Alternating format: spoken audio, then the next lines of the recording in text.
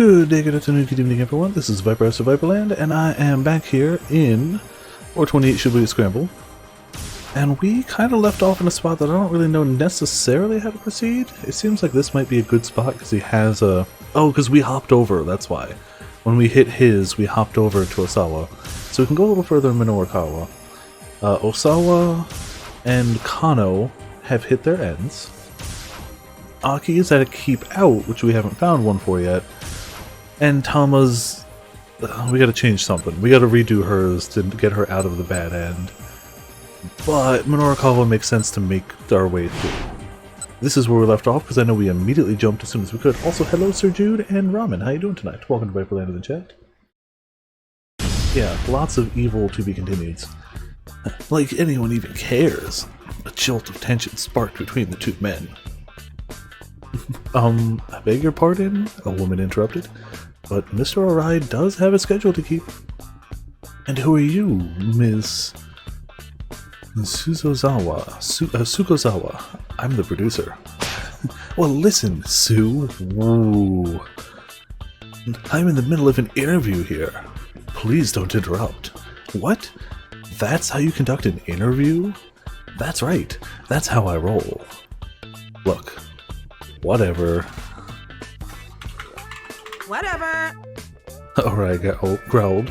Let's just do this already. Fine by me. So here, portion of the fighting game thing. Oh yeah, I wasn't watching it, but I was just keeping up with what you guys were saying in the Discord. Cool. Barring Guilty Gear or Grand Blue news, there's not too much. I mean, they could do Skullgirls news, but I imagine that's not. I'm excited for Leo? Oh, I can imagine. Leo is definitely a turn off your brain and kick the other person's butt character when I played against... I think Grim was playing Leo. It might have been Potions, I'm not 100%. The two men sat down at opposite sides of a table in the lobby. But Sukozawa spoke up again. Mr. Arai, don't forget the meeting you have after this. Yeah, handle that, would you? Handle that? Sorry, my mustache is being a pain in the butt tonight. Apparently only as soon as I started streaming. Why would it be a pain earlier? That would be silly. Minorikawa let out a derisive snort. It's like you're holding court, he said. Do people actually hang around you with that kind of attitude? Pot, kettle, black, something something. You have no right to judge my acting troupe. Minorikawa straightened up in his chair, a mocking smile on his lips. Minorikawa's an asshole. Like, he's entertaining in the story context, but he's an asshole. Oh, so it's your acting troupe, huh? He said. Why not just play all the roles yourself? Wow! He is an absolute dickhead. Heck, you could even be your own audience. How dare you? Arai rose to his feet and made to leave, but Sukozawa herded him back down into a chair. You should just leave, dude.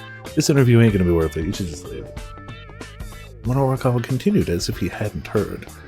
Just what is it that you do, anyway? Like, how is this an interview? This is just you being a dick. Arai raised an incredulous eyebrow. You don't know? No. Why? Should I? You came to an interview without knowing anything about who you were interviewing? Yep. Wow. That's it. Get out. That is the correct response, actually. Like, I'm very entertained by his energy and the sound effects, and him being the comedic character here, but he's a bad person. No, he's not even a bad person. He doesn't actually mean ill, and he is actually trying to help a lot of people. He's not a bad person, but he's not a person I'd want to spend any length of time around or ever converse with. Like, he's not actively evil or anything, he's not trying to be mean. But like... yeah, the waitress was my favorite so far. Arai roared and pointed angrily towards the exit. How dare an unmannered clod like you come in here and waste my time? The angle of, like, that picture is definitely stretched a little bit, but also, like, that's just everyone, that's what everyone's reaction should be to Minorikawa. Also, hello Sasabune, how you doing tonight? Welcome to Viperland in chat. Oh, Miku was good too, yeah. Miku is even better because his reaction was, I'm gonna punch her. I would just try and gut punch her, knock her out. And she was like, yeah, you're right, Miku was the best, but the waitress was a pretty damn close second. The waitress had a lot of personality to her. Miku had a lot of punch to her, which is still top tier. But the waitress, as somebody who's... I haven't worked a waitressing job, but having worked customer service, I still feel it. Hey, who's being unmannered now? I came all the way out here to hear your story, didn't I? Why don't you... Oh god, Minorikawa, just shut your mouth. Minorikawa pointed at the exit as well. Why the hell should I have to leave? Arai demanded. This is my house. Theater jargon for the theater itself, especially in the main auditorium. Look, just get out. This time both yelled and pointed towards the exit in unison. Tsukuzawa quickly interposed herself between them, forcing a smile. Gentlemen, please, calm down, she said. Then she turned to Minorikawa. You should be aware that Mr. Arai used to be a broadcast writer, someone who writes for television or radio programs. A great show depends not only on the actress' performances, but on the skills of the broadcast writer. And camera people, and lighting people, and set people, and makeup people, and wardrobe people. There's a lot of people that go into a TV show. Radio, admittedly, slightly fewer, but still. He's responsible for a lot of big hits. You don't need to mention that, Arai grumbled. Nonetheless, Tsukuzawa rattled off the names of several shows. Minorikawa did indeed recognize many of them. He muttered. So how come you're running a failing theater now? This is how it was. Oh man. They would be very different games, but I'd play those too. Like, I love Phoenix Wright as it is, even though I've only played 1.5 games. Love them. Need to play more of them, honestly. But I'd kind of be down for asshole Phoenix Wright as well. Isn't that basically just when you play as Edgeworth? Like, isn't there a whole Edgeworth game? Isn't that just asshole Phoenix Wright? I really do, Ramen. Like, honestly, I really do. As somebody who, as time goes on, enjoys visual novels more and more and more, those are pretty top tier visual novels. I really should. Yeah, not entirely, but he's still... I didn't play his standalone game, but he had one, right? I'd say. Failing? Arai went red in the face. Minorikawa, you dumb bastard. I'm not wrong, am I? You are absolutely the rudest person I have ever met. What would a rank amateur like yourself know about a theater? Arai's face was dark with rage, but Minorikawa didn't back down. Listen, this has nothing to do with how well your theater is or isn't doing, he snapped. I mean, the television world wouldn't accept you. Did the Phoenix Wright X Professor Layton game ever get localized? I know that was a thing, but did that ever get translated? And translation is really good. Okay, it did. All right, because that was another series I played 1.5 games of, liked it, and just didn't play more. And there's no reason I didn't. Television world wouldn't accept you, so in order to retain your pride as an entertainer, you started doing theater. Isn't that so? Don't act like you know anything. I've staked my entire life on the theater. It seemed as if Arai might throw a punch at any moment. He should. Also, hey Seventh, welcome to Viperlane in the chat. He should throw a punch. Sure, a city theater might seem small time compared to TV, but you get a lot more of a response from it. Response? Oh, now that sounds interesting. Darn right, Arai exclaimed. You can see it from up on stage. The audience, you can see their faces.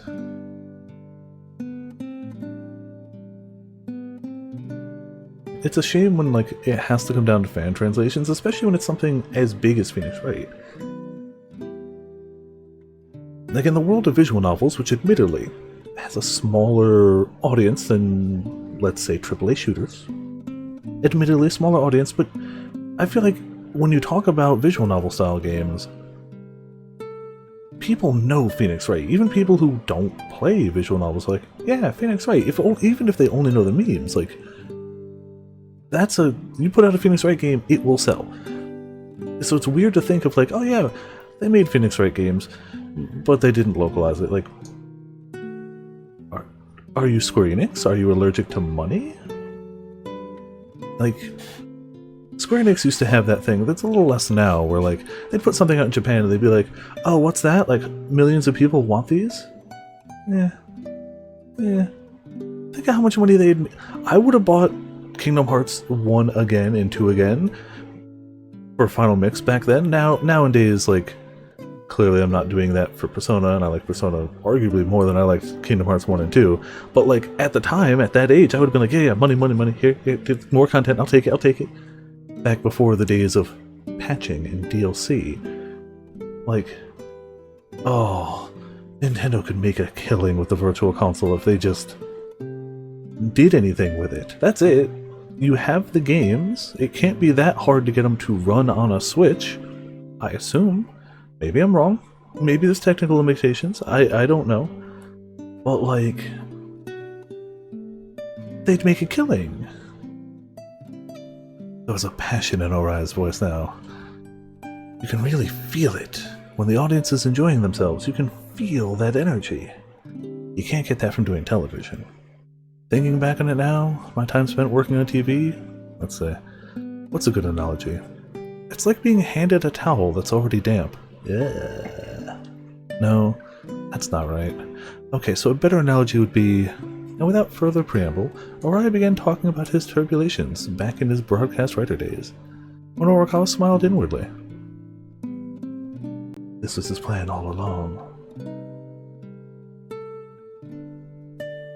Semi-streamed was, yeah, that would work, considering how, like, older the games are for a lot of them. Like, yeah, that would work just fine. The interview ended promptly after 15 minutes, the time that had been promised.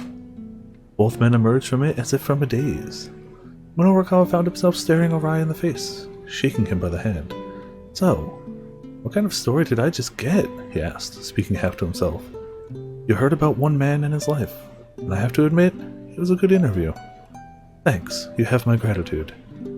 With a satisfied smile, Minorikawa closed his notebook. Right, glad to hear that then. Orai inclined his head, looking a bit bewildered. A flustered Sukozawa interrupted. Mr. Minorikawa, wasn't this interview for a piece about the performance? Huh? Minorikawa blinked. Just that you were only asking about Mr. Orai and not about the performance itself, Sukozawa said. Oh, I see what you mean. Actually, I came here for a piece I'm going to be writing called Where Are They Now? Washed Up Broadcast Writers Showcase. Dude wants to get punched. Absolutely wants to. Also, hello Sora and Grim, welcome to Viperland in the chat.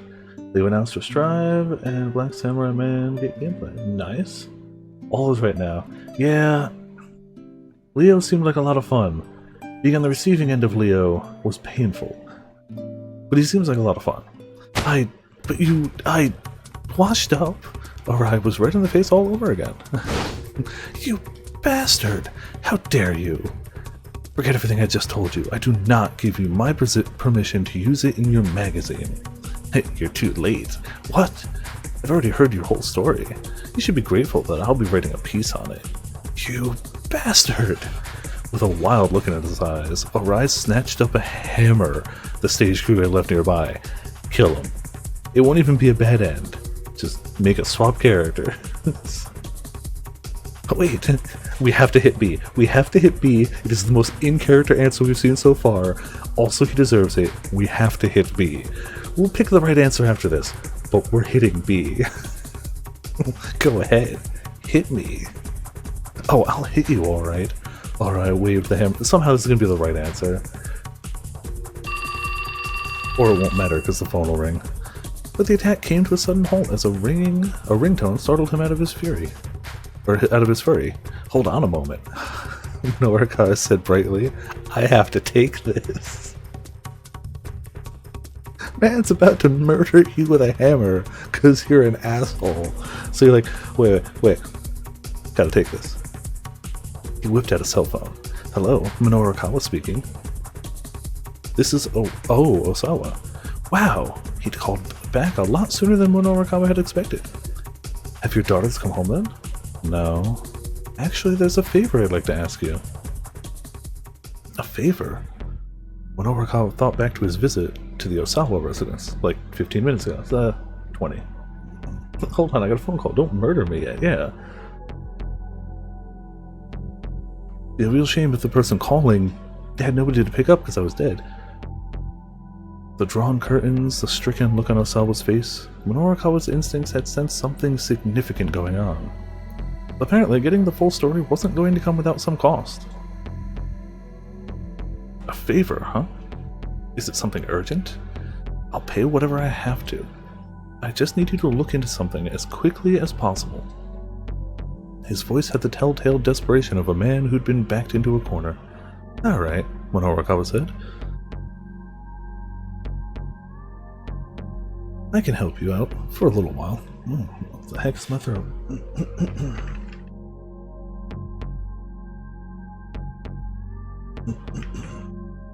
Osawa hurriedly explained what he was after. The request was a strange one. He wanted Minorikawa to look into a scandalous article that the 4-star general gossip had run about him in the past. What makes this so important? Do I have to say? I mean, you're asking me to look into something without explaining anything. He eyed Orai, lurking nearby with obvious irritation, and a hammer. Minorikawa would need to calm down the erstwhile broadcast writer, or else his interview really would be for naught. He decided to bluff both men at the same time. Let me just say one thing, he said into the phone. He made sure he spoke loud and clear so that Orai would overhear. I want to tell the world this story. No, I need to tell it. If I don't feel that way about something, no amount of money in the world will get me to write an article on it. Okay. It's honestly shockingly polite of the guy to be like, okay, I'll murder you after this call. I also don't think he means to kill him, but he's definitely gonna harm him. That's my pride as a writer at work. Minorikawa could see Orai's aura of rage fading as he listened. The theater man looked surprised. Ooh. Meanwhile, Osawa had decided to open up a bit. Alright, he said. I can't share all the details, but...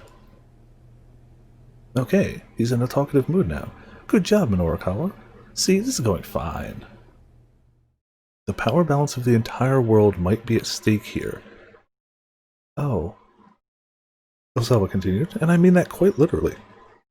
Stupid hiccups tonight. I can tell you more after you're done investigating.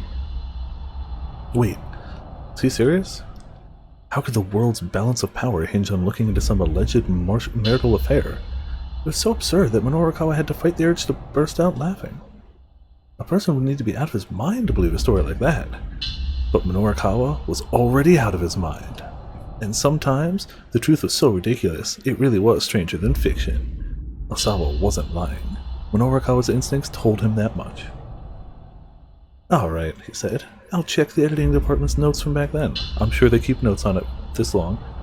Minorikawa felt his excitement building. Things were really getting interesting for the moment. He nearly forgot Toyama and his troubles. Yeah, didn't we all?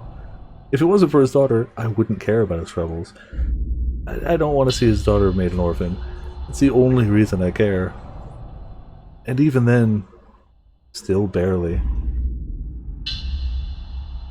It's debatable that she still might be better off that way.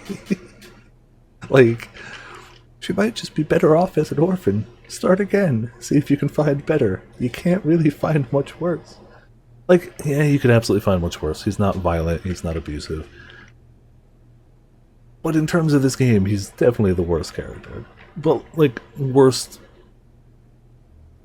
Again, not actively evil. There's clearly people in this game we are working against that are evil, trying to kill lots of people. Compared to that, no, he's not a bad guy, but, like, I don't like him.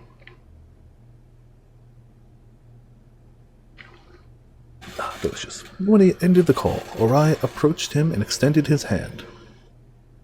Listen, your methods might be a little extreme, but I can tell you take pride in your work. Of course I do. I'm sorry for getting so worked up. I bet you'd write a fine article about me. We'll see. So please, Mr. Minorikawa, let the world know about me and my half-lived life. There was a whole emotional arc in just the scene between these two. Minoragawa took the offered hand and shook it. Leave it to me. Once I'm done with it, you won't just be some washed up nobody anymore. You really can't just... God damn it. He can't help himself, Mr. Or I. It's... Or I. Minoragawa grinned. And away he goes. Is that a Pokeball on his laptop case? Minoragawa rushed out of the theater. And it doesn't have the line through it, so I guess it's just concentric circles.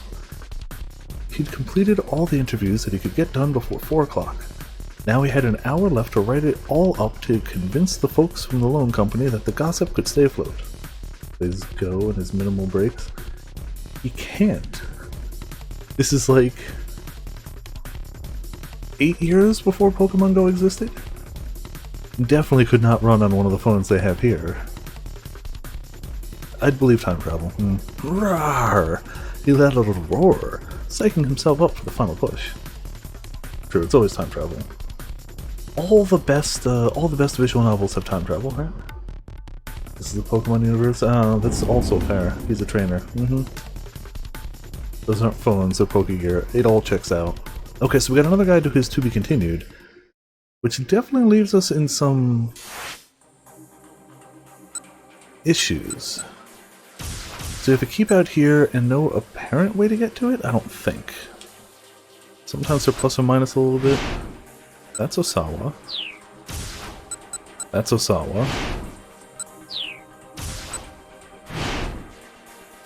That's Minorikawa. That's Minorikawa. Maybe we'll just change something here? I don't know if this will matter.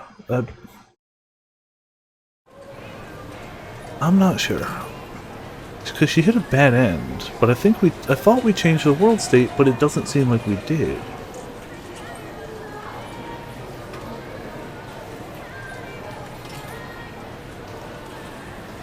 We can try and run off, I guess. We'll see. Yeah, it means we won't get the broke friends forever picture right now. Pretend not to know, boss man, and run off. Ah, Tama! Wait up, please! Oh, you dumb bastard. I can still hear him calling pathetically as I scurry away. This has got to be a bad end. I didn't get to mention the transparent scratch cards, but that may be for the best. The guy really ought to develop a proper work ethic. Or it'll change nothing, I don't know. We'll see. So now it's just trial and error until we can find the right one. Hey, come on, wait up! Ah, it's the same thing. We're gonna have to go back to Aki and not follow her. Or not shout for her, at least. I'm on the escalator to the 3rd floor when I hear someone shouting. I figured someone yelling to their kid, but when I turn to look, I see a young man I don't recognize staring right at me. Where are you going? It's not safe for us to get too separated. What? Who's this weirdo? Is this some new pickup trick or something? Yeah, if we have to, we'll go back and we'll pick that one. But I figured I'd try her different route just to see. I rush up the escalator to get away from the guy. Nah, it's gonna play out the same. When I get to the restaurant section of the 4th floor, I'm hit with a sudden pang of hunger. Yep. Yeah, it's the same. Yeah. We see Cherry there. Like, I'm just gonna hold the button to make sure, but like, it's gonna play out the same.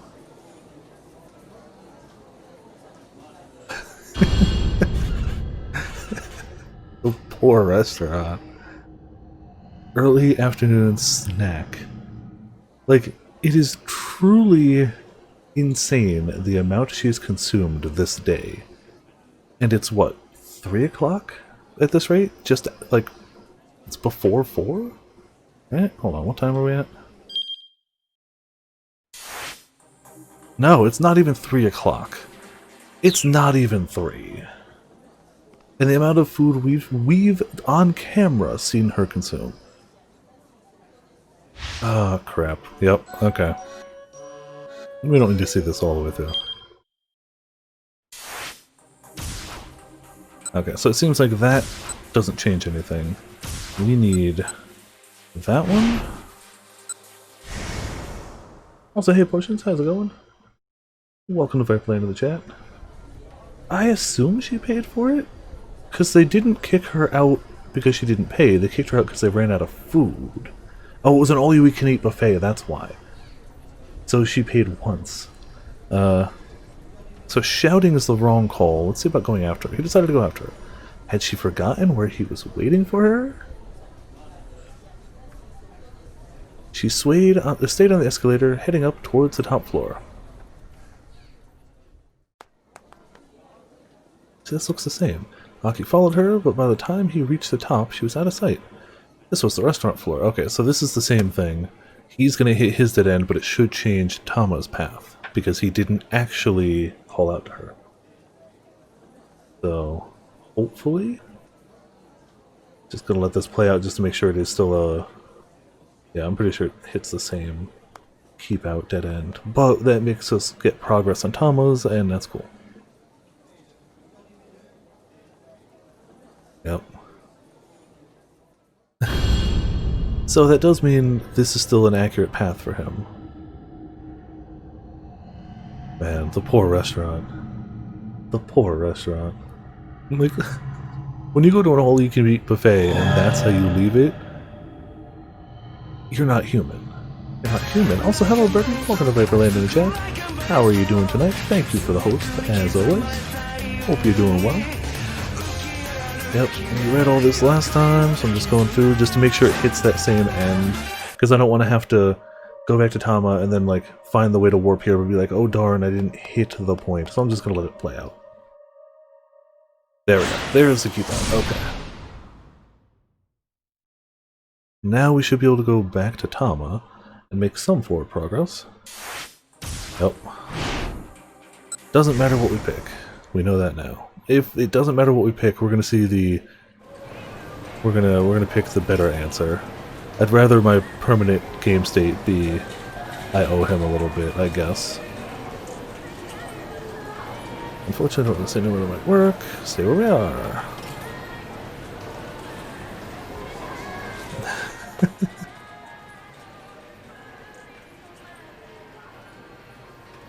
I'll have to see if I can get a BFF picture this time.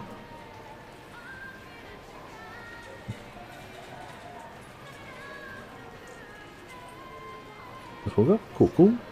Hopefully a good nap. Take some photos.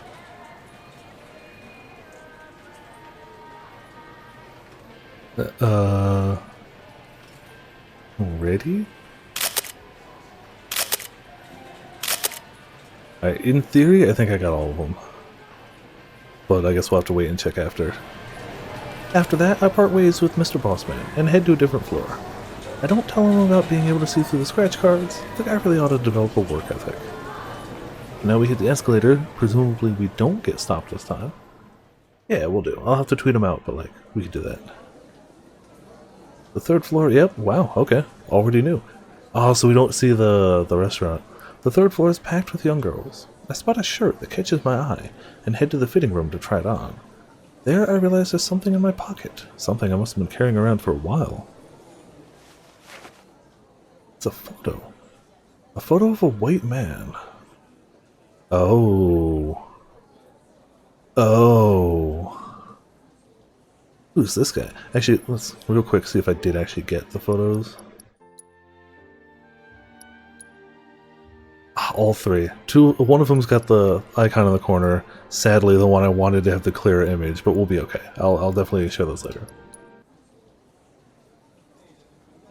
I can't quite tell if I recognize him or not. This man. Huh? Dangerous. Yeah, how does she have a picture of him? I hear someone's voice inside my head.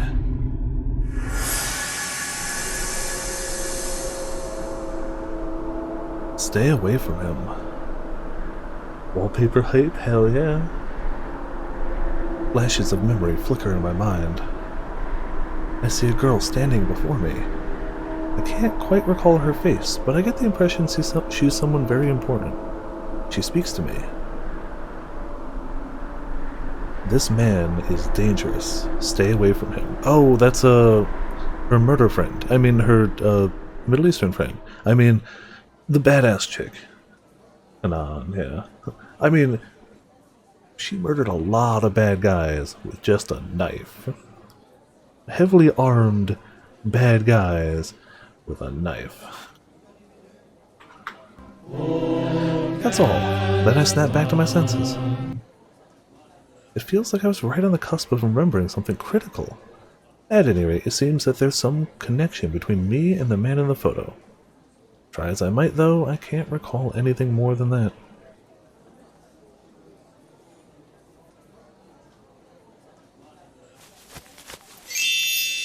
There you go. New style Tama. I try on the shirt I picked out. Yeah, that looks good. I decide to buy it and have the store toss out my torn sweater for me. It wasn't super torn, but also cool. As I'm about to go down the escalator, a young man strides up to me as if I'm an old friend. So we're not going to hop to him now, but now we know how to hop to him. Which is good. There you are. I thought we were going to meet on the second floor. Then what are you doing not on the second floor? Going to meet? What's this guy talking about? I've never seen him before. Ah well, anyway. Come on, we have to go hide. Hide? Why do we need to do that? Hide? Why? Because those guys might have found us. They're outside. He grabs my hand and I yank it away. Hey, come on, what gives? Is this some new pickup trick or something? Whatever it is, it's way too aggressive. I get the heck out of there. Hey! The guy keeps shouting, but I ignore him and try to slip away into the crowd. When I look back though, I see that he's still following me. What do I do? Now maybe I should head to another floor, hide someplace where there are fewer people. True, but she doesn't know her name, does she? Like, we know her name, but she doesn't, right? We know it because circumstances and because they updated it here, but she actually doesn't know her name at this point. Head to another floor. Maybe we'll bump into... Oh, that'll be weird. I'm gonna try A. Okay, yeah. For now, maybe I should head to another floor. I hurry towards the bank of elevators.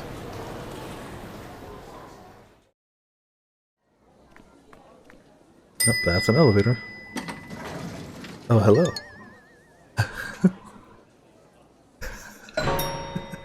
Well, if it isn't Tama, what a coincidence. I think his theme and that one weird like drum theme are the two best ones so far. Like, not that anybody else has bad music, but I feel like his music really captures him. Like really, it's Boss Man again.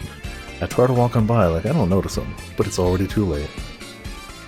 Huh? Hey, where'd your boyfriend go? Boyfriend? I have no clue what he's talking about. Anyway, perfect timing. Can you give me back that magazine?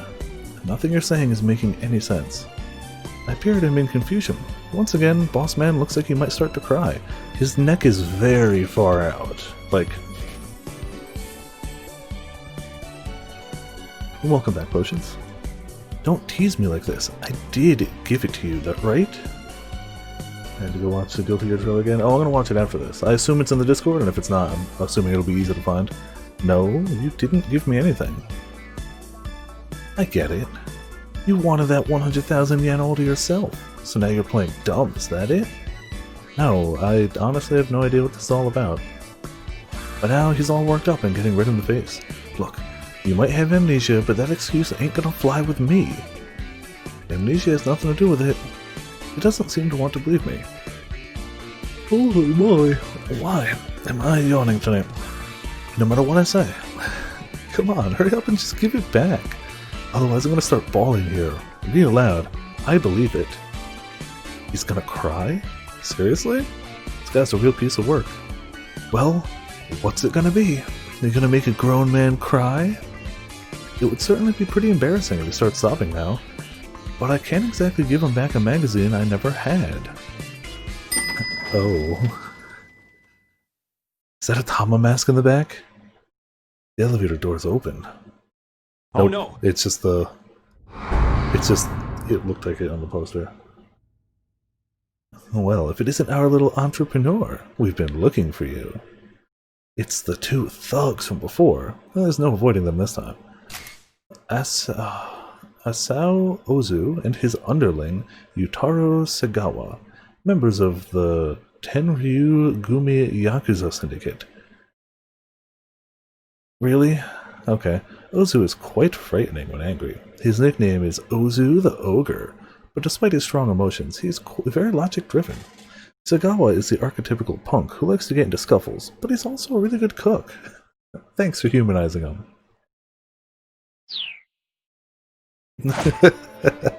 Yipes!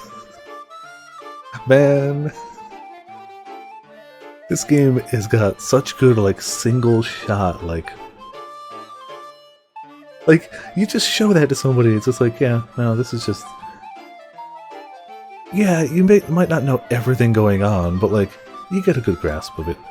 The men drag Mr. Bossman into the elevator. Save me, Tama! He grabs hold of my hand. Hey, let go of me! Great, now I'm in the elevator too, and the doors are shutting.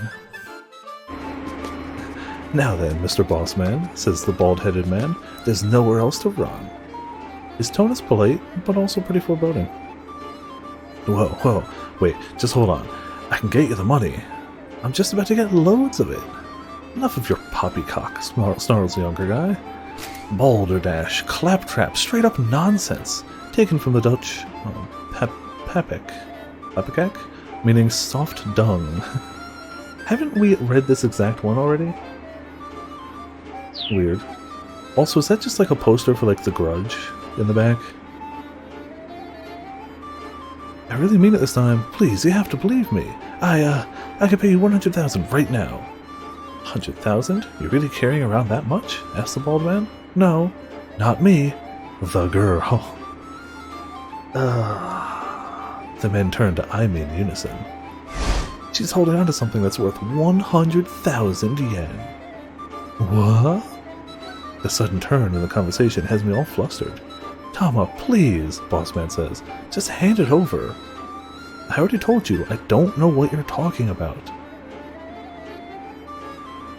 The elevator stops at the first floor, and the doors open.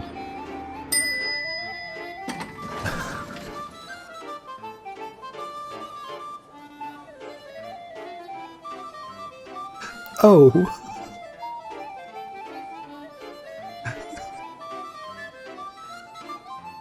So the question is, the layers of this. So my immediate question is, who do they go after first? Admittedly, there's two of them. They could detain them both. The second point is, it's really funny that Bossman is trying to pay them using the loophole that is bankrupting Suicide Dad, and they're all meeting at the same time, not knowing that. Standing on the other side of the doors is the guy I ran into earlier, Hannah's father. Hey Mint, welcome to Viperland in the chat, how you doing tonight? The bald-headed man snarls. Toyama! Ha! I'll just get the next one. Woo! The slide whistles out. Hana's father bolts like a startled hare. The bald man and his cronies stare after him. Now's my chance, Bossman hisses. He darts out of the elevator and makes a run for it. Hey, after him, shouts the bald man. After who? Him? Or him? Just start with Toyama. Toyama's the bigger one. So he tried to pay them with the debt they're trying to collect from the other...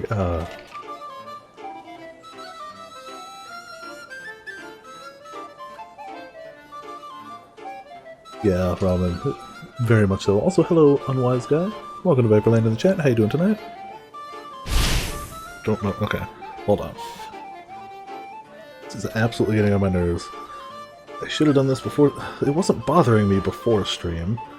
Of course. Why would it work with me like that?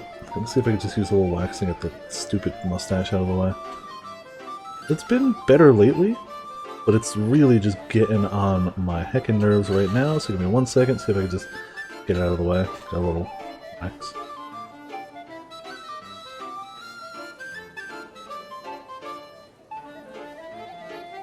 it's fine most of the time, but there's just one or two stray hairs going directly into my mouth, and it's like, could you heckin' not? I'm just trying to get that out of the way real quick. The rest of it's fine. But like... Oh, if I had a mustache as a Lalafell? See, I'll never do that. I like playing Lalafell. I got you in 1 second, Sora. Let me just get wax off so I don't have to wax up my controller, and I got you.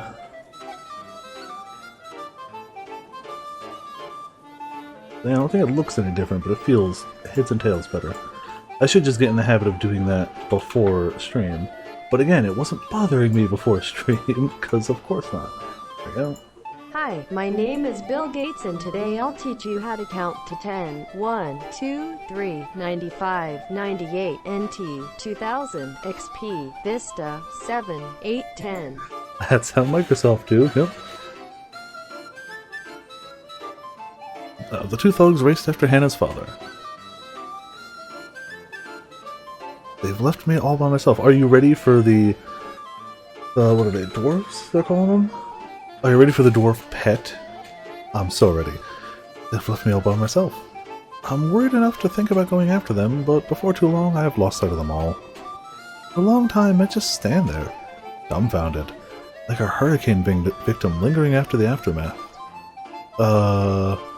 What a day this has been. When I finally get my wits about me, I realize I'm pretty hungry. That's right, I didn't get to eat lunch. Yeah, she hasn't eaten anything all day, so... Maybe they count as a beast tribe, but hype nonetheless, yeah. I head for the fourth floor, where the restaurants are. Since I really don't want to run into Boss Man again, and those other guys, again, I decided to take the escalator. As I'm riding it up, I hear a commotion coming from the floor below. It's a man's voice, shouting angrily. Out of my way, come on!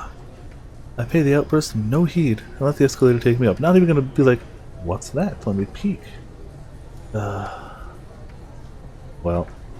I'm curious, but whatever.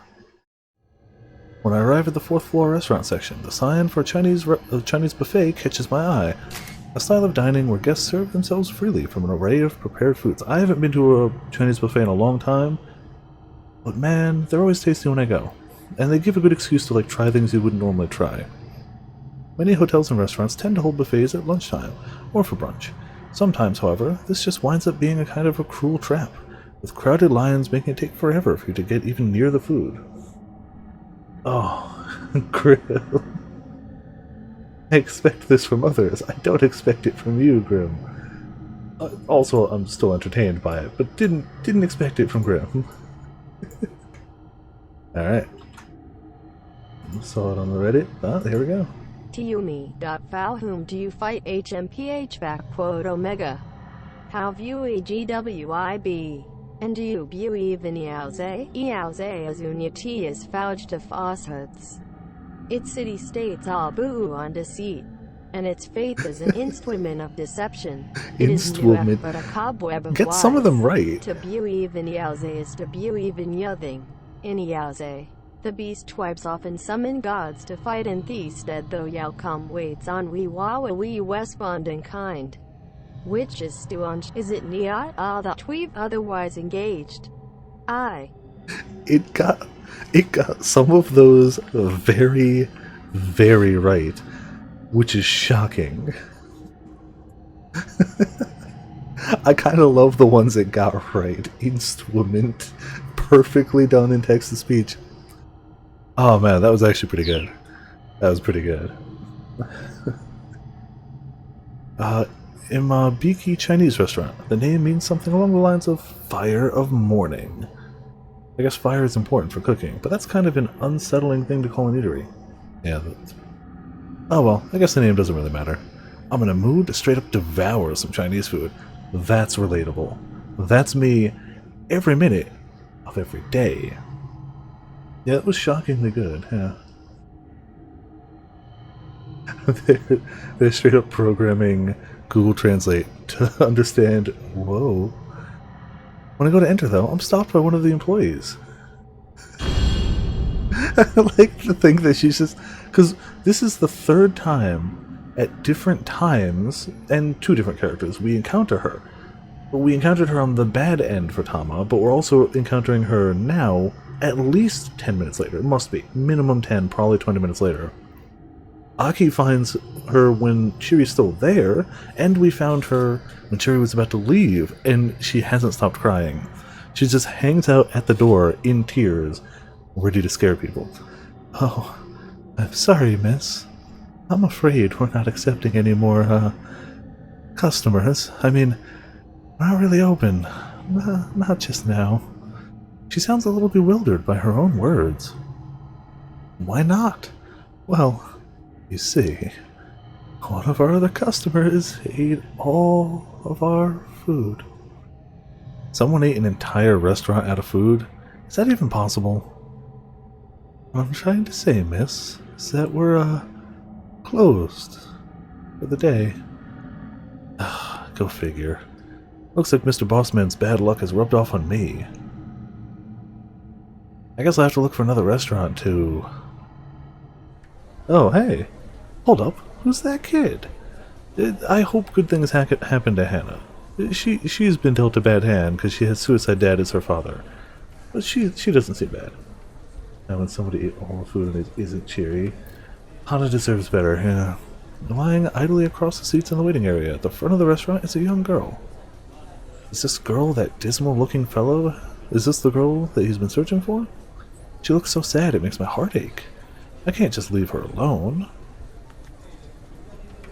Excuse me, is your name Hannah? She looks wary at the question. Your father has been looking for you, I say. Hannah ignores me and just stares up at the ceiling. Good reaction to hearing that her father's anywhere. Hey, how about we try to find your dad together? I coax the girl into getting up, then I call out to the restaurant staffer. Excuse me, where should I go to ask them to put an announcement on the PA system? Don't know. Maybe the first floor? Security office? Right, down we go. I take Hannah with me, ignore that creepy lady we've spotted multiple times, and we get on one of the elevators together. Depressed restaurant worker is also best character in this game. This game has a lot of best characters. Do you know my father? Hannah's tone is pretty brusque. Well, I don't really know him exactly. Then are you a debt collector? I laugh and shake my head. Would a debt collector be wearing an outfit like this? Hannah lets out a deep sigh. So you're just kind of butting in then. Well, yeah, I guess so. Who's best character? Yes. Everyone but... Who's best character? Not Suicide Dad. Okay, then who's best character? Not Suicide Dad? I feel like something about sad little Hannah is stirring some of my lost memories. If I just came out and told her that, though, she'd probably think I was a total weirdo. So I decided to say something else. I guess I just got bored being all by myself. Guess I'm just the sort of person who can't ignore someone in trouble. I'm gonna go B. It sounds like the more helpful. As opposed to just like, I was bored. You're weird. Hannah looks away from me. Thanks, Hannah. Trying to help you, by the way. When I get to the security office, I hear voices coming from the side. I wonder what they're talking about. I peek in through the crack in the door and see a man with a cane speaking with a security guard. Haven't seen him in a while. How many exits are there that lead outside? That's not a troubling question whatsoever. There's the main entrance on the first floor, along with two side entrances. Also, there's one down in the first basement level, and another in the second basement. The security guard spoke with polite precision. That kind of leads credence to the theory that he is the, what's his name? The Dick Diary guy. I don't remember his actual name, but they're treating him with, like, respect and answering his questions, so if he was a detective, like, it could be. That might be the case. I was pretty... like, I didn't think that was true until now. Now I feel like there's some actual evidence to support that theory. I gotta say, beforehand I was like, I guess it could be, but I don't really see it. Now I'm starting to see it. I see, says the man with the cane. I need you to shutter all exits except for the main entrance right away. Understood. So, yeah, he's gotta be. He's if not that guy, he's clearly somebody of power, of note, of respect. Somebody who can be like, yeah, close the entrances to this mall midday. Attention all shoppers. The announcement comes in over the loudspeaker. Due to maintenance, all first-floor entrances, other than the main entrance, have been closed. We apologize for the inconvenience. Customers wishing to leave, please use the main entrance on the first floor. I'm not sure what just happened, but it sounds like the main entrance is now the only way out. Come on, I say. Let's have them make an announcement for us. But when I turn around, Hannah is gone. Oh, man. Tama doesn't know Cane Man, but Cane Man knows Tama's sister. I don't know how the interaction would go down. She must have run off while I was distracted. Well, looky here, if it ain't that little cutie again. The two thugs that were after Boss Man come strolling towards me. Wow, you're a speedy one, huh? Says the bald man. Weren't you downstairs just now?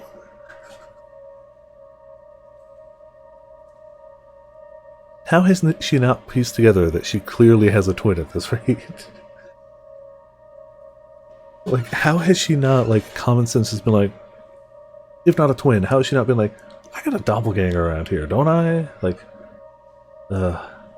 it happens. It's happened to me. I've had people continue a conversation with me. They started with someone else, so like, doppelgangers happen. And you kind of just got to be like, no, I think you're thinking of someone else. Did you change your clothes too? Yeah, couldn't be a different person. Couldn't be a twin. Couldn't. He looks me over, seeming impressed. Hey, hold on. Let me see your face. The younger man grabs me by the wrist. You know, Boss Man, huh? Go on, give him a quick little call for us. He gives me a sharp yank. Go with me. Can it, girlie? Just give the man a call and we're all good. Nothing to do with that guy. Do it now. These guys aren't even listening to me. Now I'm pretty pissed off. Oh yeah. I forgot she's legit super, like, combat capable. I said I have nothing to do with that guy. Face first into balls. Just straight face first into balls. If she could beat a trained Street Fighter in a mascot outfit, she can take these two down.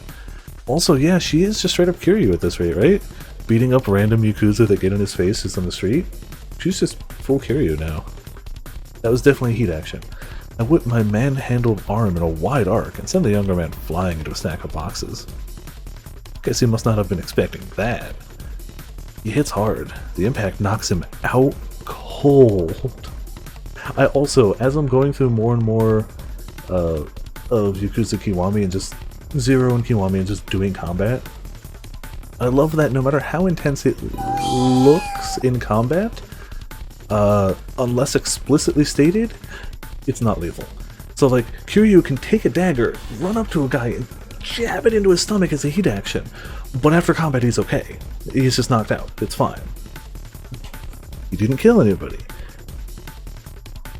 And I love that it's just like, okay, I can take a motorcycle above my head, slam it down on somebody, but it's like, after combat they'll be like, oh, you beat me, okay. It's just like, I love that. I could suspend disbelief until I did the dagger heat action. I think in Zero, I didn't use a lot of daggers, but like, you straight up just run up to the guy and jab it in the stomach, and it's just like, he's dead now. But after the random encounter, he's like, oh, Kiryu, you're stronger than I thought. We'll leave you alone. It's like, okay. It's just, it's so stupid. And I love it. And I love it. Whoa, who the heck are you? The bald man asks, his eyes wide. Shut up, I tell him. You're next.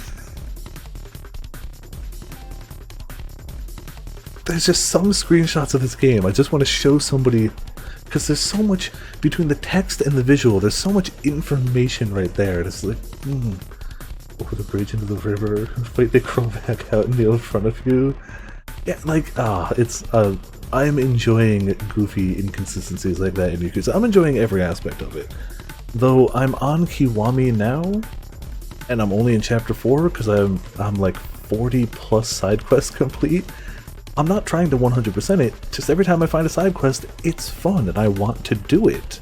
At some point I'll go, I should really do more of the story, but for now it's like every time I see an exclamation point, it's like, that's going to be entertaining, we should follow that through. So I'm having a good time with it. Irk. I flash a winning grin.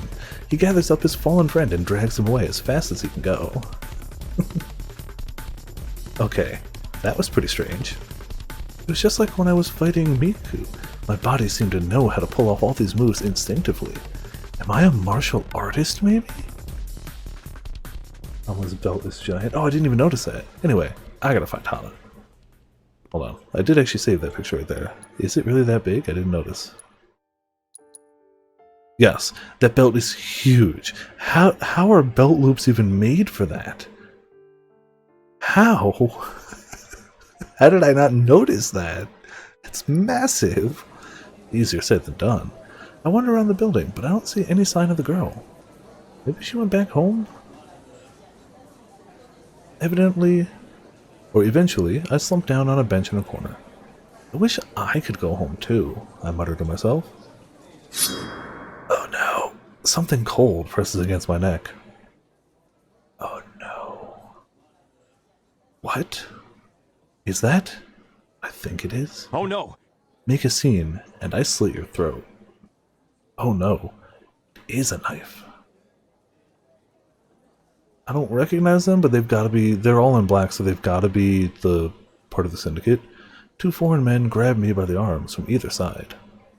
In that moment, fragmentary memories flooded through my mind.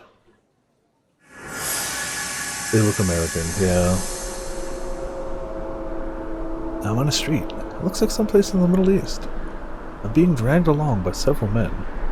I'm too scared to speak.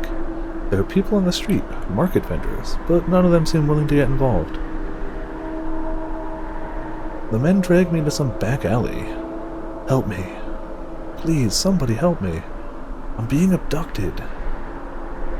And then we know who that is. A dark silhouette drops it down in front of me. The figure brandishes a knife threateningly at the men. Yeah, they're now all dead. They're dead. The blade moves with dazzling speed. My captors are all down in mere moments. Who is this? Who came to save me? I tried my utmost to drag my memories to the surface. It's a girl. That's right, I'm certain of that much. I don't remember her face, but it's a girl, younger than me.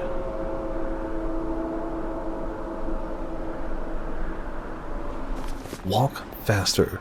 The angry hiss in my ear snaps me out of my flashback. What was that memory just now? I'm more concerned about the girl who saved me than I am about the men who've captured me now. Why, you have weird priorities, Tama. The two thugs march me along, still holding me by the arms. Can't believe she was in a place like that.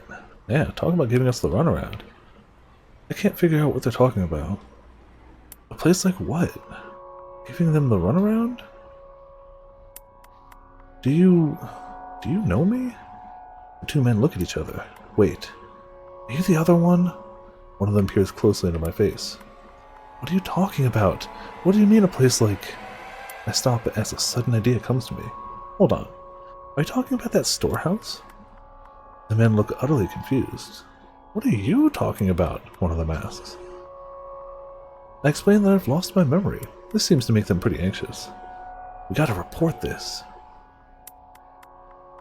One of the men takes out a cell phone and makes a call. He informs whoever's on the other end that I've lost my memory. I have no idea what's going on. Based on what I can follow from the conversation, though, it seems these were the people who had put me in that storehouse. But why had they done that? One of these guys asked if I was the other one. What could that possibly mean? Wow, for the past hour, everyone I've bumped into has thought I was somebody else, or commented on, wow, you can really be in two places at the same time. And then when these people abduct me, they ask, are you the like, come on. Like, I get amnesia. But like,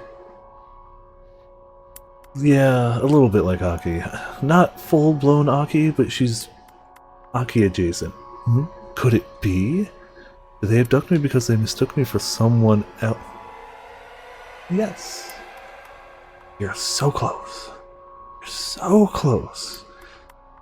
Just take that one logical next step. True, she has reason to be. Blunt force head trauma will do that, yo.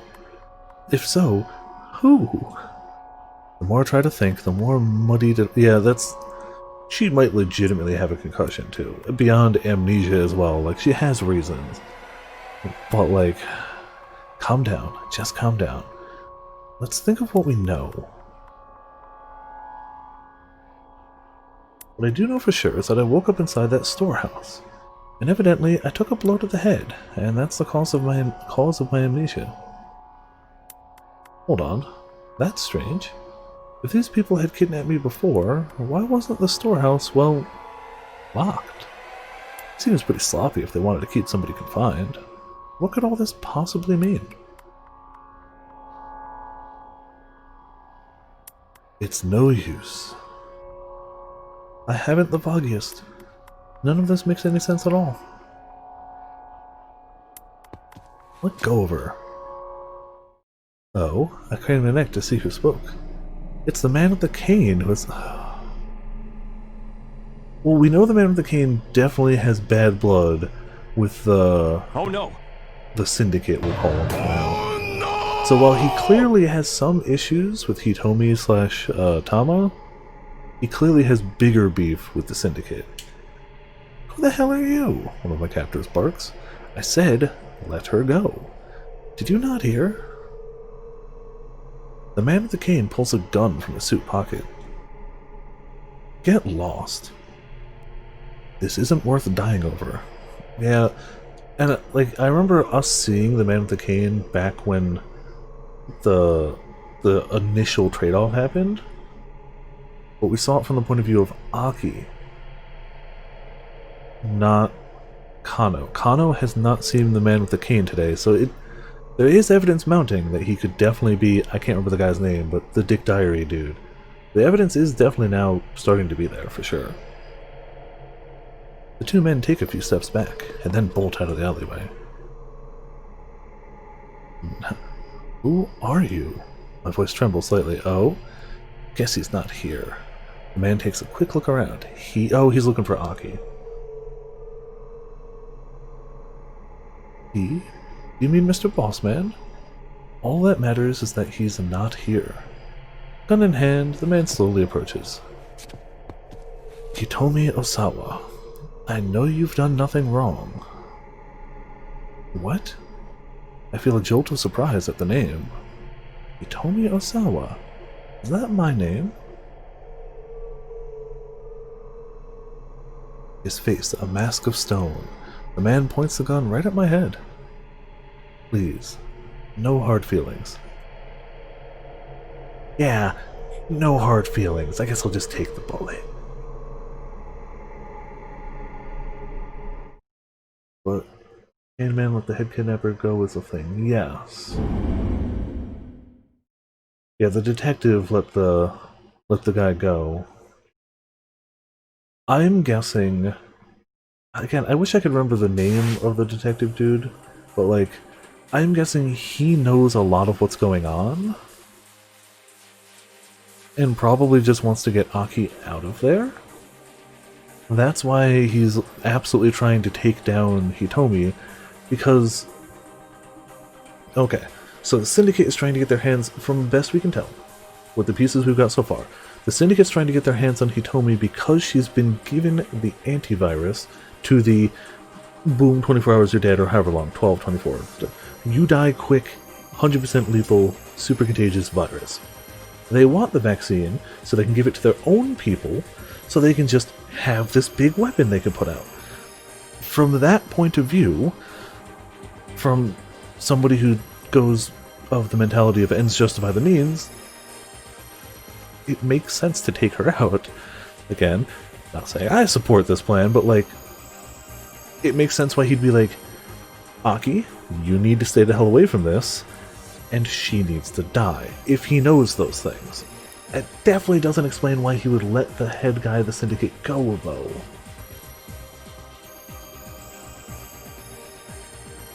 True, they could for some duration of time, but who knows for how long the antibodies would remain there.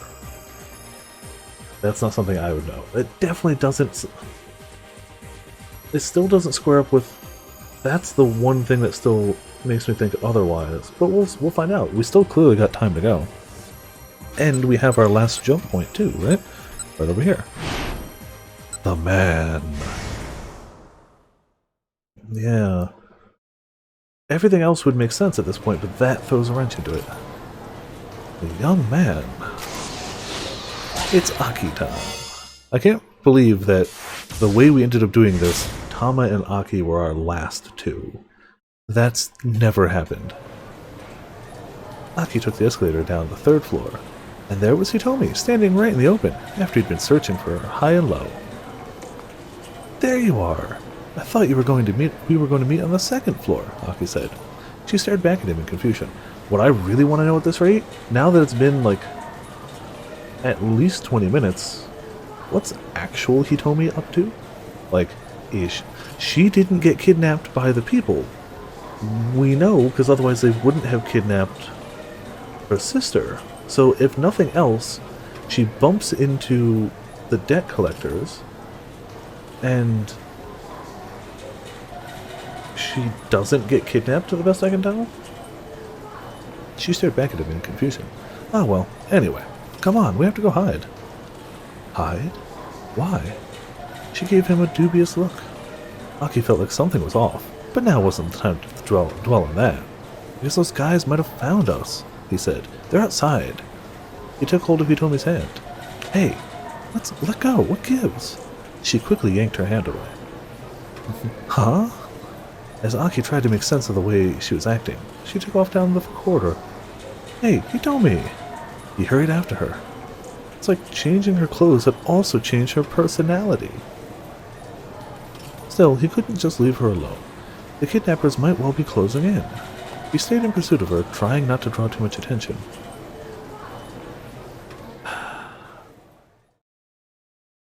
Aki. He lost track of her somewhere near the elevators.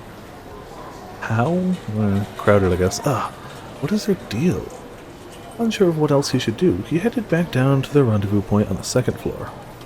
When he arrived, he spotted Hitomi heading down the escalator ahead of him.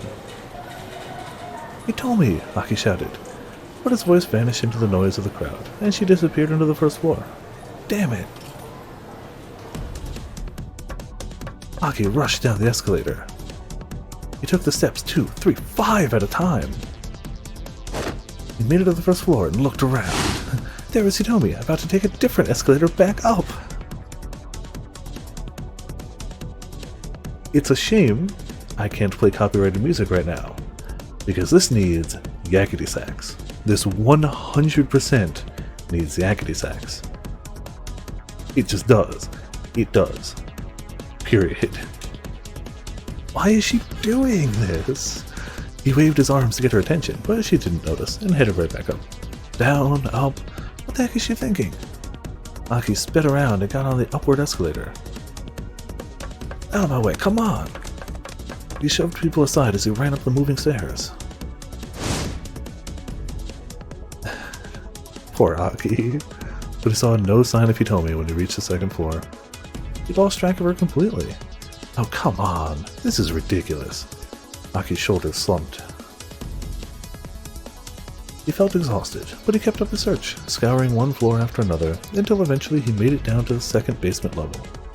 Had she grown too impatient waiting for Kanan and gone off searching for the blue minivan again? I think I can handle myself from here. He thought back to what Hitomi had said earlier. Damn it, she's not going to be okay by herself. He pounded his fist into the wall in frustration. He broke his hand. Please, stop. That was Hitomi's voice. Hitomi, he did find her. Aki moved faster than he could think. Aki, she called back. A pair of thugs had grabbed her by both arms. Aki stomped his way towards them. Get your hands off of her, he shouted. So, I guess she never mentioned that her sister was like her twin, right? We know that because of the storyline with her father. She never mentioned it to Aki. Did she though? When they were talking about the beauty contest, did she mention that it was her twin sister? Did somebody bring it up then? Huh. I thought she did then, so Aki's just... I mean, Aki's just an idiot sometimes, and that's fine. That's who Aki is. I was gonna give him the benefit of the doubt, but I think she did mention it when they were talking about the beauty pageant. I think. Oh well. Get your hands off of her, he shouted. Huh? What's it to you, pal? The older of the two, a middle-aged fellow, turned to Aki with a sneer. So he knows, but he might not be thinking about it right now. He looked familiar, somehow. Hitomi shook herself free of the men, and ran over to Aki. It's no use trying to act tough, buddy. We're just trying to get back what we're owed. Don't make us have to get rough with you. We don't owe you jack. What you're owed? Hitomi, do you owe people money? No, I don't. It just came after me and started going on about 2 million yen. She looked just as baffled by the situation as Aki was. If you're gonna blame someone, blame your boss, the older man said. He gestured to his lackey. A feral gleam flashed in the young punk's eyes. It was the look of a man who couldn't resist dishing out a beatdown. He brought up his fist and shifted his feet, shadowboxing, a few quick jabs with his left hand. It looked to Aki like the guy was an experienced boxer. Aki. We know he doesn't actually beat him up, because we know he finds Tama later, and she beats him up. Hold on, Hitomi said. What do you mean, my boss? Say what? Boss man, who the hell do you think? The young punk shuffled closer, fists still menacing. Sorry, something on my foot.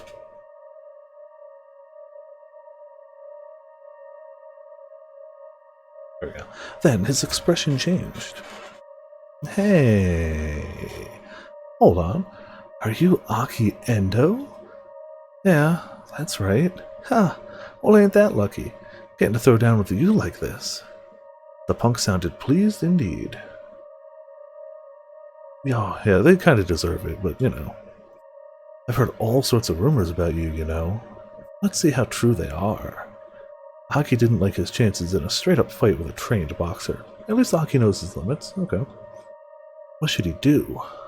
Run for it, apologize, had to go for broke. I'm only saying we should maybe not go for broke, only because it doesn't seem like we do.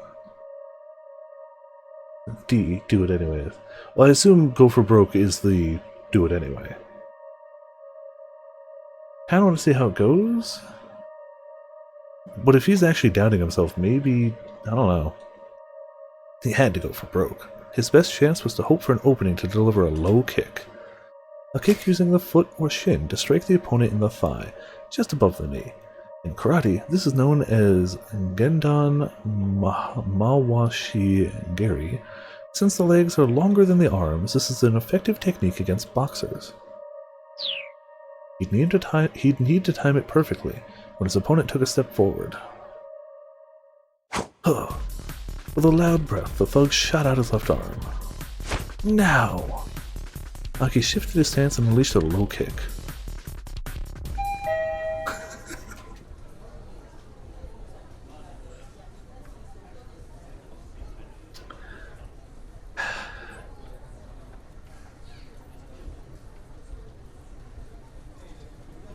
He knows they're hanging around in the mall at this rate. Like, he knows that. He's spotted them already.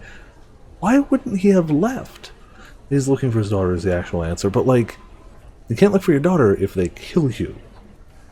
Suddenly, the elevator doors opened right nearby. Aki and the punk both stopped in mid-attack. A miserable-looking older man stood in the elevator. At the sight of him, the punk's face went red with rage. You! Toyama! Going up.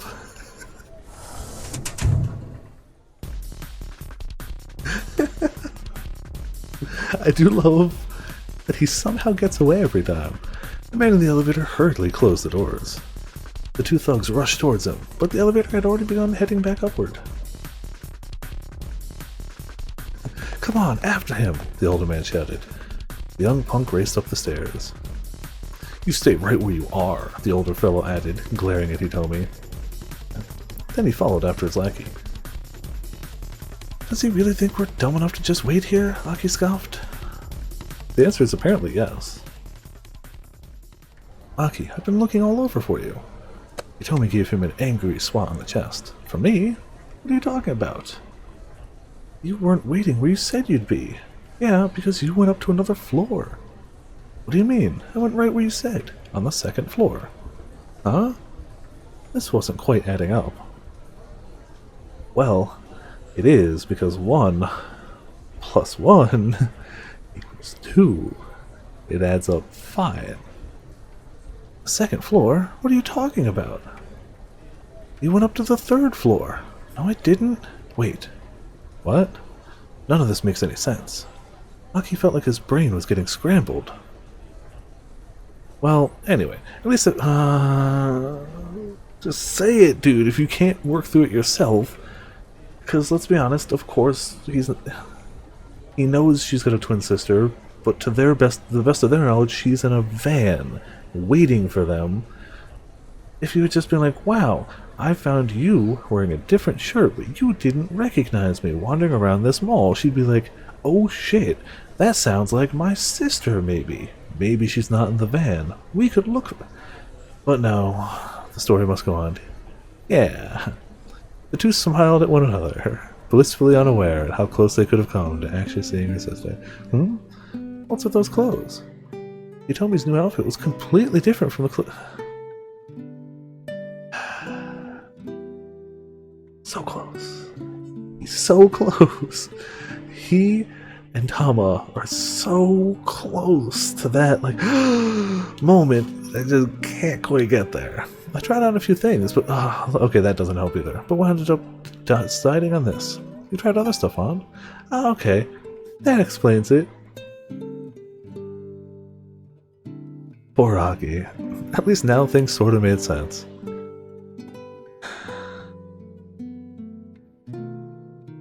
That's nice, you know? What is? Your clothes. I mean, they look good on you. Thank you. Yeah. Wow, I'm actually blushing now. Kinda made me blush to say it. Aki and Hitomi shyly avoided each other's eyes. "Oh, so hey," Aki said eager to change the subject. "Do you still have that magazine?" "Oh, right, yeah. I was gonna just throw it away, but I couldn't." "How come?" "I haven't been able to find the right kind of receptacle. Newspapers and magazines are supposed to be kept in separate from normal trash, right?" Hitomi scanned their surroundings for a suitable bin. "Wait, are you serious?" "Yeah. You're thinking about proper recycling now, of all times? Is that weird?" Aki's like, "I'm in love." Uh-oh, I'm in trouble. I think you might just be perfect."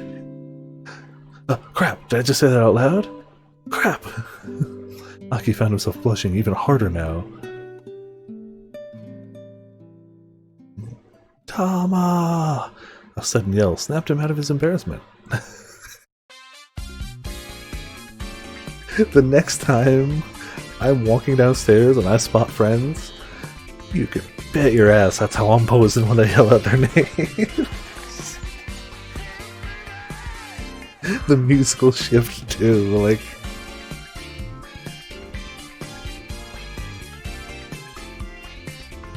besides the fact that's not her name. But if you hear somebody calling after you and you turn around and you see that, you gotta laugh. The sketchy-looking fellow who'd given her the magazine was scampering down the stairs towards them. "Great," Aki said. "The weirdo's back." The man ignored him, though, and leaned in close to Hitomi. "Ah, you do still have it!" He snatched the magazine from Hitomi's hands. "Yes, this one hasn't been scratched off yet." The man hunkered down on the floor and began scratching away at a scratch card, stapled into the centerfold. Wait!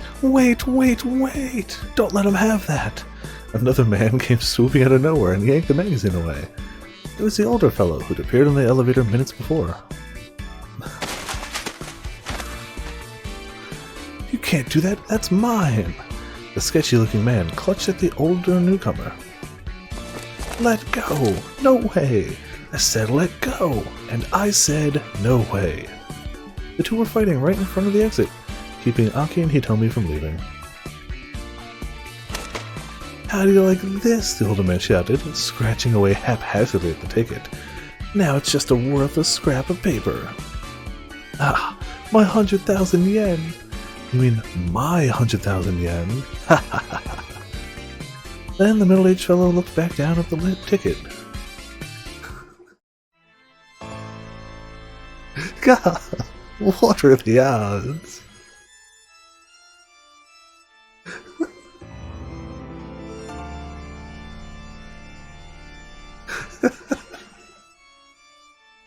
I'm glad we're getting these bits of comedy in between the terrorists now have a super bioweapon that could probably wipe out the entire population of Japan in like 48 hours. It's nice to have these moments of levity in between. Somehow, in his random scratching, he'd happened to land himself a winner. Give it! No way! The two men took off, engaged in a running battle for the ticket. Boss Man story chapter when? What was the deal with those two? I'm not sure. Aki and Hitomi could only stand there, dumbfounded. On the other hand, hey, look at the time. It's almost 3. The two headed hurriedly for the Geigo back entrance. Oh, were they gonna see? But just as they were nearing the doors, the shutters dropped down in front of them. Are they gonna see Cane Man and Tama? Whoa, what gives? Because, like, now I'm just trying to think how they're gonna, like, cliffhanger his story. Aki always gets the biggest cliffhanger somehow, and we've had some big cliffhangers.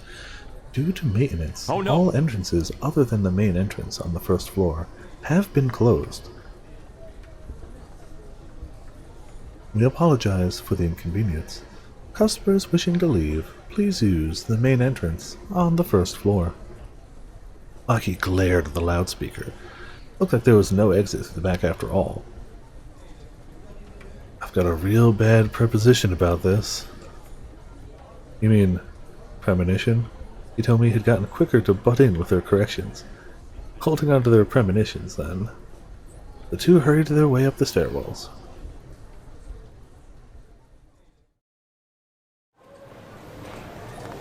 As Hitomi tried to head out the first floor entryway, Aki yanked her back. Careful! What's the matter? It's that guy. Huh? Hitomi's expression stiffened. Oh man, slipping behind a nearby pillar, Aki pointed to the man with the cane, who was keenly eyeing shoppers as they came and went. Well, this bites. Then we were getting out with him there. Aki, Hitomi whispered in his ear. Behind us. Aki glanced back and saw the two goons walking in their direction. Uh-oh. If those two caused a scene like before, the assassin would notice them for sure. Ah! The younger punk had spotted them. Damn it, Aki thought, gritting his teeth. Eep! But the thuggish pair let a teensy squeak and then darted off in a different direction, vanishing from view. He regained consciousness, that's something. What the heck? Aki and Hitomi watched them go, unsure what to make of the sudden retreat. Well, anyway, Aki said after a moment, now we can try to find another way out. Taking Hitomi by the hand, he headed back into the shopping area. At least he survived to run away another day.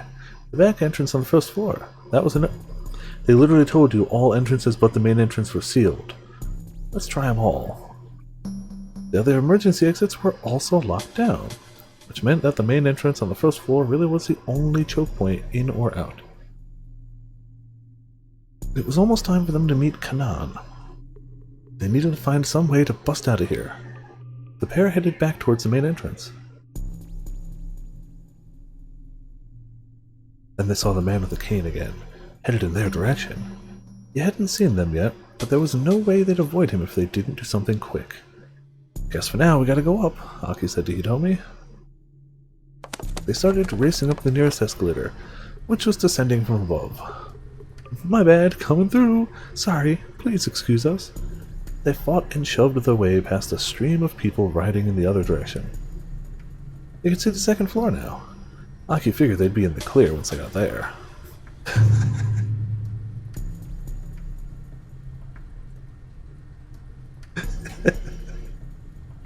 But then, a large woman appeared at the top of the escalator, heading down. She was the one who'd been in the Chinese restaurant on the 4th floor. The one who'd supposedly packed an entire buffet into her belly. She was wide enough that Aki and Hitomi would never be able... She's not... No, she's not. I can get the joke that she eats everything, but she's really not, like... That... Like... Okay. She's not like, we could never get past her. Like, hey, out of the way, Aki shouted. But the young woman ignored him. Aki tried to push past, but he just bounced off her. They were drifting inevitably back down towards the 1st floor. It was like they were riding a conveyor belt that was delivering them right to the assassin. This was not good. Do you know what? I'm going to do it with the text instead, actually. Hold on. If they didn't do something soon, they'd... Wait a sec. Something must have caught the assassin's eye. Aki saw him suddenly rush outside. There was no telling what had just happened, but now there was a chance to escape. Aki and Hitomi raced out the door. See ya, fools. Time to get going.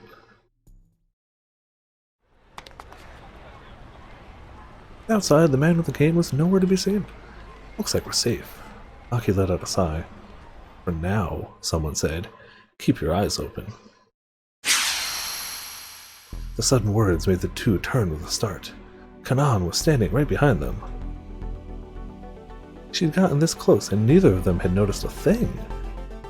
She moved with all the skill of an assassin. Funny that. Aki felt a chill shoot through him. That were to be continued?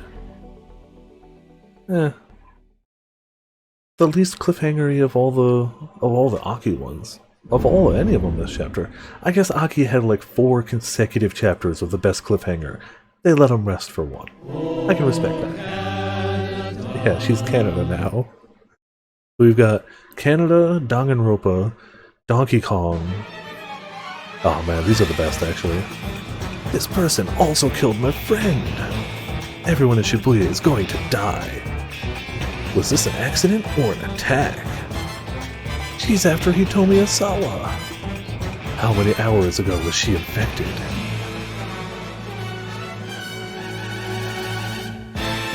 Keeps going, y'all. Oh, that also means new trophy. There it is. That's only 1400. We have 3 more time blocks left that we know of. It's possible there's another one after this, but like... Damn.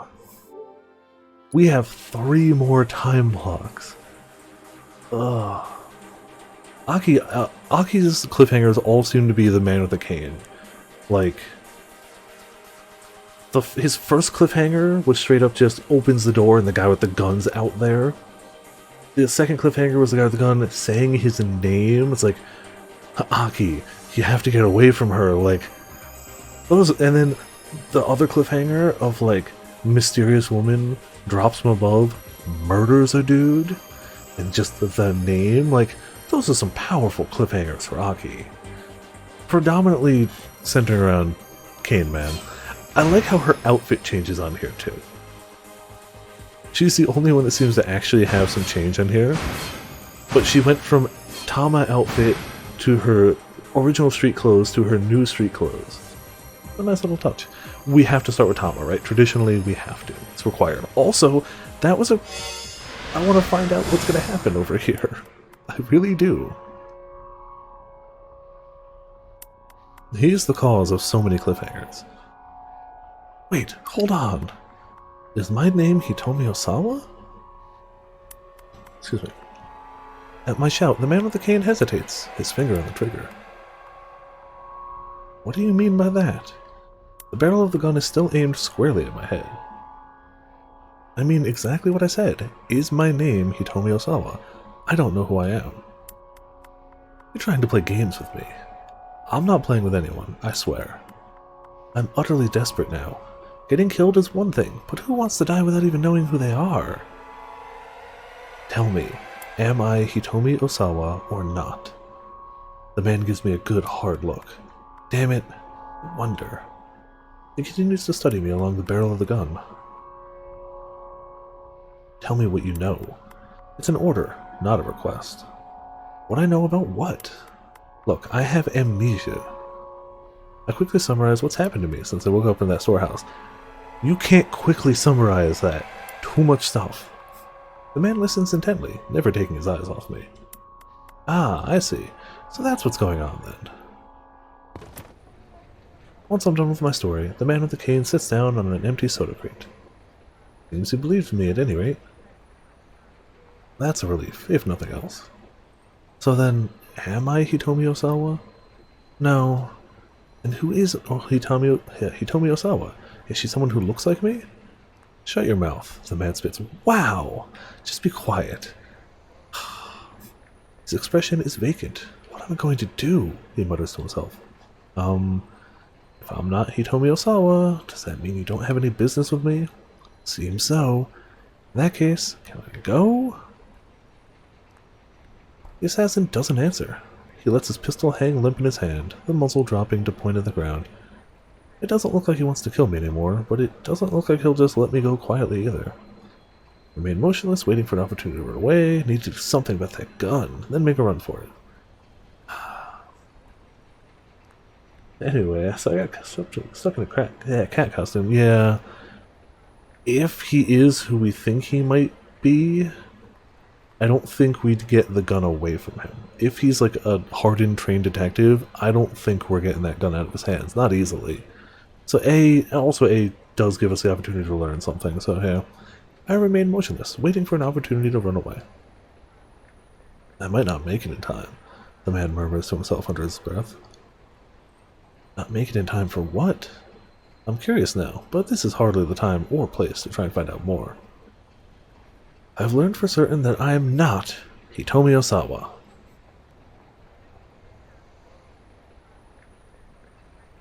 Which basically tells me nothing. I'm right back to square one on figuring out who I am. The assassin has gone quiet, sitting on a pile of crates. He seems lost in thought.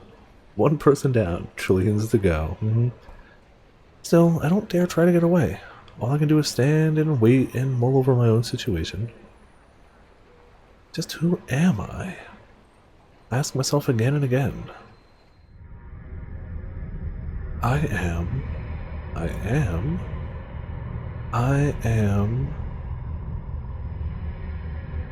hungry.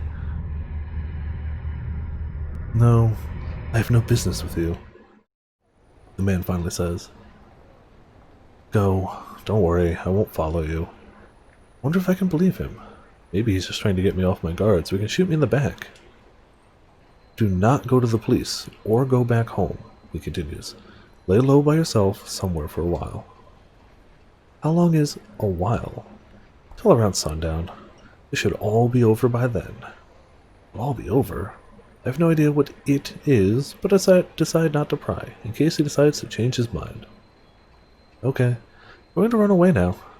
Sure. Take a slow step backward. I'm starting to turn away when he speaks up again. Before you go, I need to tell you one more thing. What's that? Fair, yeah, it's... I mean, probably? But... yeah. I feel like it doesn't narrow anything down for where she is, but you're right, it does narrow it down from trillions, for sure. What's that? When you get your memories back, I'm sure you're going to hate me. And so I apologize in advance. Of course, I have no idea what he's talking about, but it makes me even more uneasy.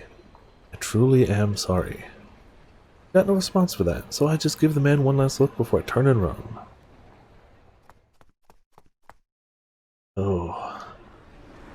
Is it because he's done something in the past, or is it because he's trying to kill her sister? Yeah, I assume it's the killing the sister. Oh, there's a buffet. Oh, we've passed by Ducky Duck a few times now. I decided to look for some place to hide out for a while, as the gunman suggested. But since I don't really know my left from my right in this town, that's easier said than done. Before I realize it, I've made my way back to the knick-knack shop where I bought the necklace.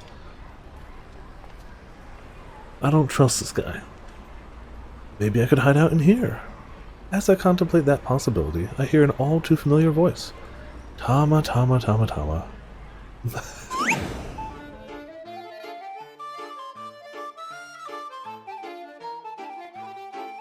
Every time we see this man, it is better than the last. Every time. I'm just gonna let that linger while I take a sip for a moment.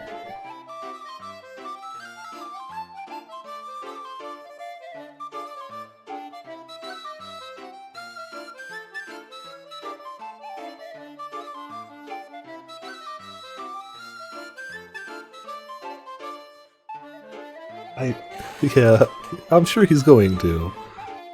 What happened, boss? Look, this is all just... I was framed. Nah, whatever's happened, pretty sure it was all his fault. She knows, too.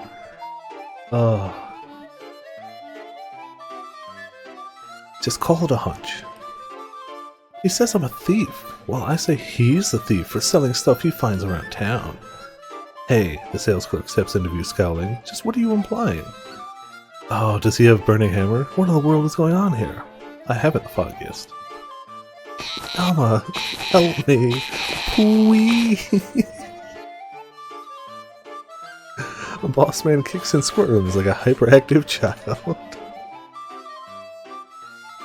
Do you know this man? The sales clerk asks. No, well, I mean sorta.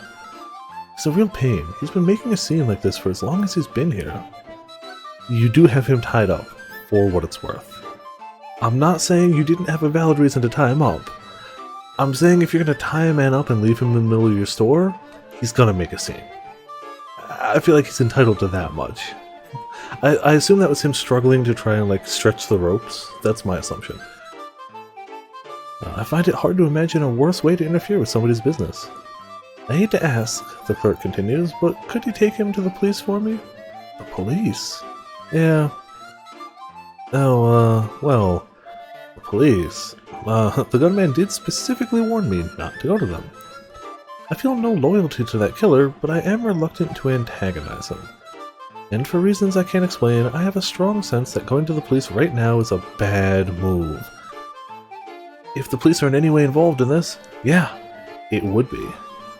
But Mr. Bossman isn't privy to my thoughts, and he looks up at me with a hopeful gleam in his eye.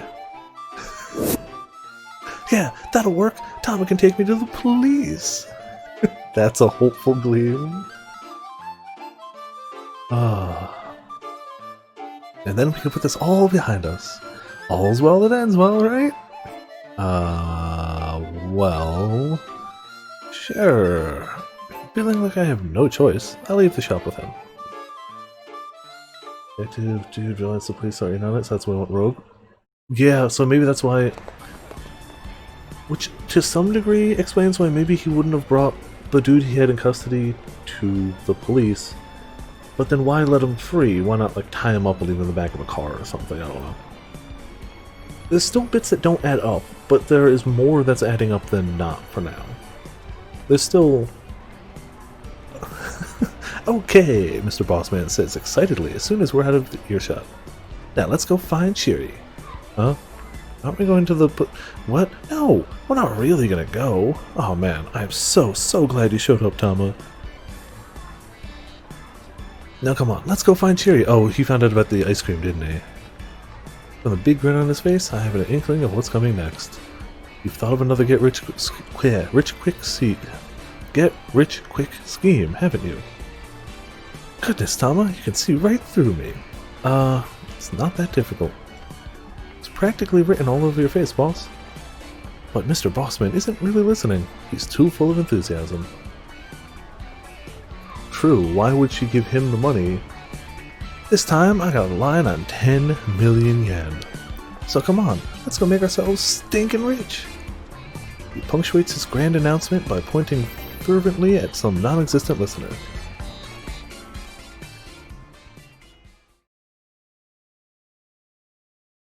Several weeks. Oh? Iron Stomach, a celebration of truly astonishing appetites. And the mighty stomach triumphs over the... what's going on? A standard cheery on the winner's podium.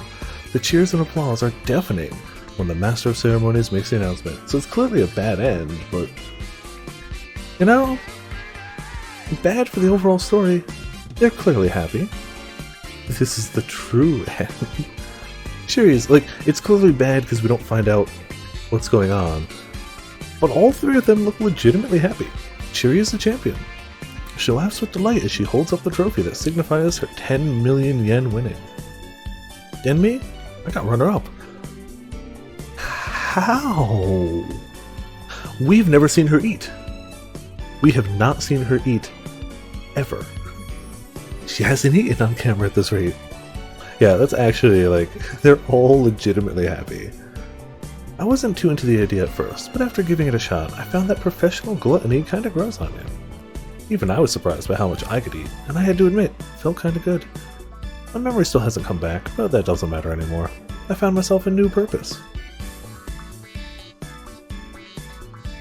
To steal Cheery's spot on the throne. That right there is now my greatest goal in life. You can't beat her. Like, good luck. You can't beat her.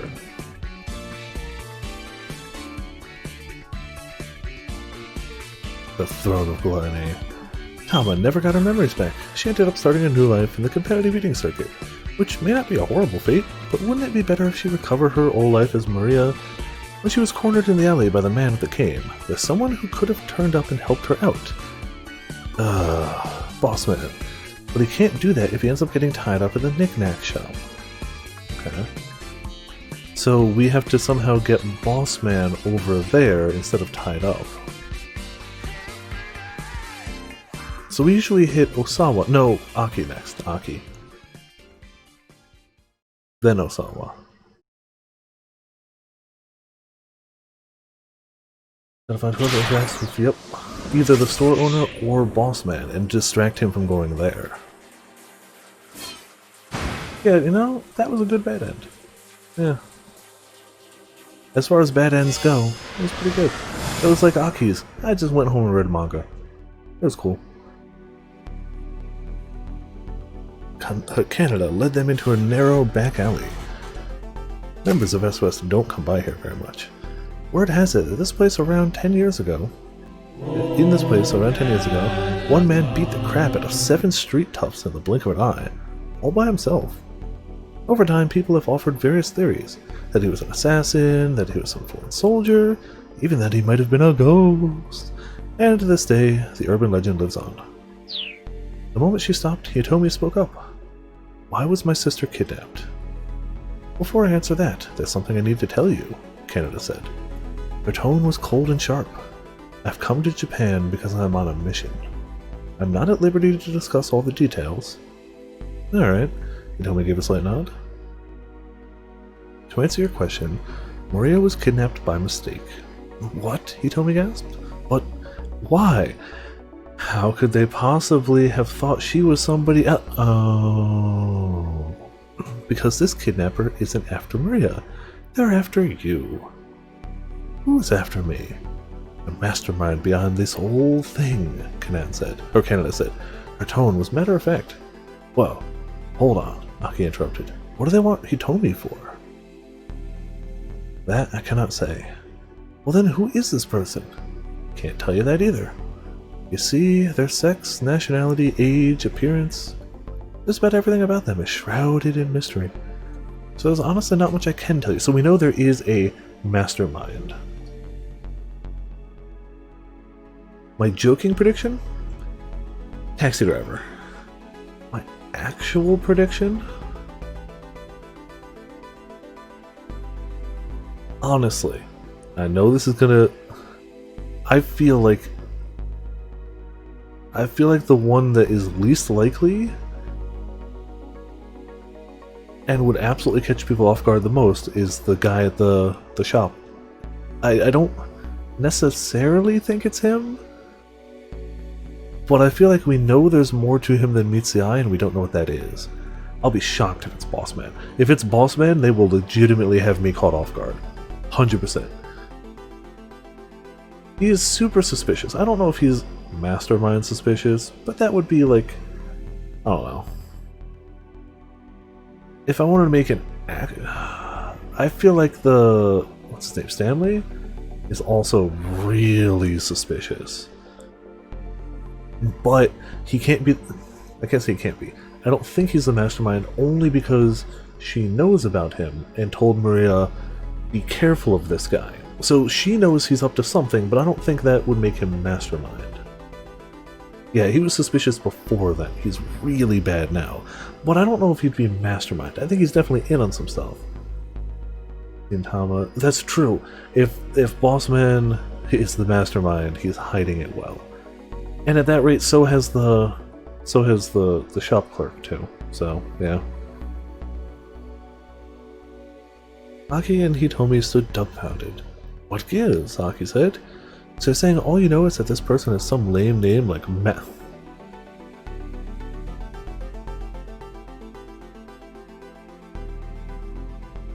Aki, come on, man. You gotta pass some of your words through a mental filter before they come out of your mouth. Just some. You gotta think for a second. This person has some lame name like Mastermind? Hitomi turned to whisper in his ear. Mastermind isn't actually their name. Originally used solely to refer to someone of remarkable intellect. The term first took on its criminal connotations in the 19th century. I'm here, Canada spat, because I'm looking for revenge. Revenge? Hitomi asked. What for? This person also killed my friend. Okay, there's a line. Canada's inscrutable eyes flashed with a threatening gleam. Earlier said that it was your fault my sister got kidnapped, Hitomi said. Canada cast her eyes down. 4 days ago, I managed to learn this criminal's plan. So I got in touch with Maria and told her that you were going to be attacked at that party. So that's why she told me not to go. Wow! And I got all petty and really got into a big fight with her. Hitomi's voice trembled as she spoke. I mean, she felt bad about it literally minutes after, and like, you know, stuff happens, but... I gave Maria a small GPS tracker to give to you, but I guess you never got it. Yeah, it's the necklace, right? Global Positioning System, a network of man-made satellites and ground-based control stations for providing geolocation data. Alternately, a device that makes use of said system. Modern cell phones and vehicle navigation systems use the GPS. Oh, hold on, there was a video. That's not the right button.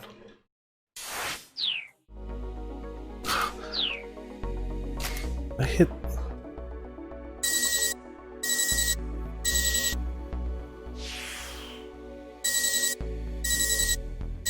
I mean, they're not wrong. Obnoxious sound effect aside, that's how GPS works. They're not wrong. It is a clunky necklace, but this is 2008. Do you really think GPS devices were small back then? Mind you, I don't know. Maybe they could have gotten a smaller one. I don't know. Like, you're right, it is noticeably large, but that's just my first instinct. I don't know. We'll see. But I guess you never got it. Hitomi shook her head. I see. She must still have it then. Wait, so then my sister... The color drained from Hitomi's face as she understood. Yes, Canada replied. Maria acted as your decoy and let herself get kidnapped in your stead. Hitomi swayed on her feet, shocked to the verge of fainting. Aki hurriedly reached out and caught her in his arms. But wait, he said to Canada as he held Hitomi up. I don't get that either. Why didn't neither of them go? Then nobody would have been kidnapped, right? Excuse me. The necklace has no antenna. Visible antenna? Right? I mean, why did her sister need to go and act as a decoy? Canada let out a tiny sigh. If she hadn't gone to the party, the kidnappers would have just found some other opportunity to come after her. Ah, okay, Aki nodded, understanding nothing. That sort of makes sense. I'm betting that Maria's plan was to use the GPS to lead me to these guys' hideout. She wanted to keep her sister safe, and also figured she could help me with my mission.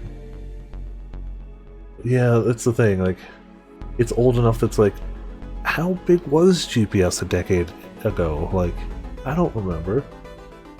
Yeah, I can't either, I don't remember, so... I also figured she could help me out with my mission. It's the sort of scheme she'd think of. So then, can't you use the GPS to locate Hitomi's sister? Aki asked. Canada shook her head. The GPS hasn't been powered on since she was kidnapped. It's possible the kidnappers took it from her. Wait, what? So after all that, even you can't find Maria? Aki slumped his shoulders in disappointment. I didn't say that. What do you mean? I got some intel from those syndicate members we met earlier. Apparently sometime this morning they put Maria into a blue minivan, and since then they've been moving her all around Shibuya. That is bad intel. Straight up false.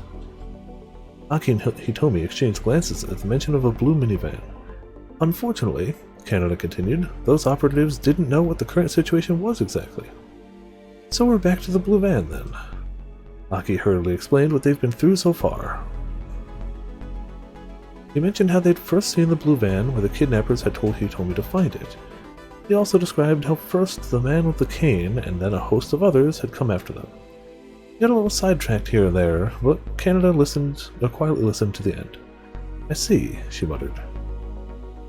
So then, what do you think? Aki asked. Seems like we've messed up their scheme a little, huh? Whatever the case, this man with the cane concerns me, Canada said.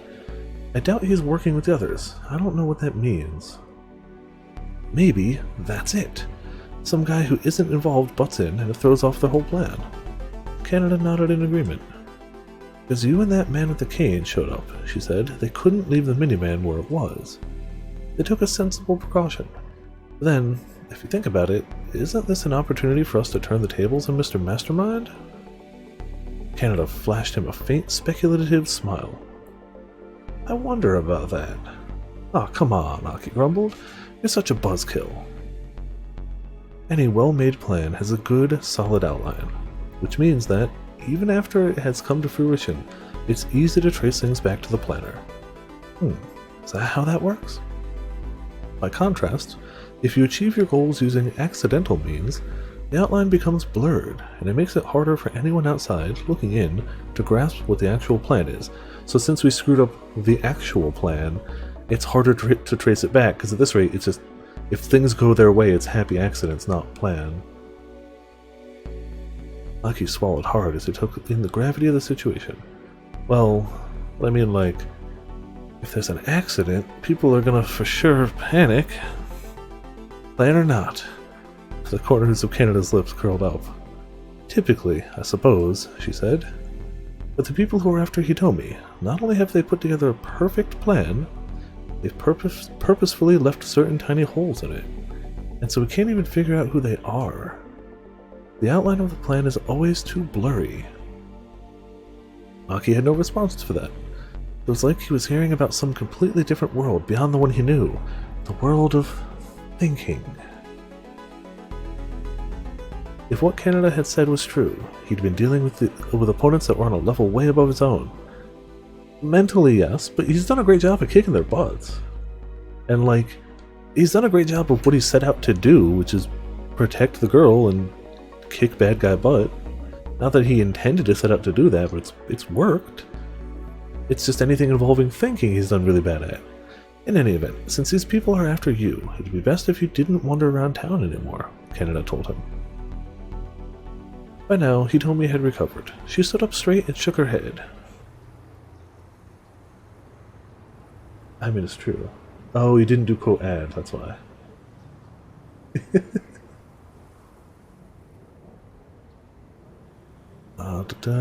Shook her head. No, I'm going to find that blue minivan. My sister's in danger because of me. I can't abandon her just to save myself. Yeah, that's right. Aki patted Hitomi on the back. And if that's what you're gonna do, then I don't care who we're up against. I'm with you in this until the end. Heck, it's too late for me to back out now. That ship has already failed. Not wrong.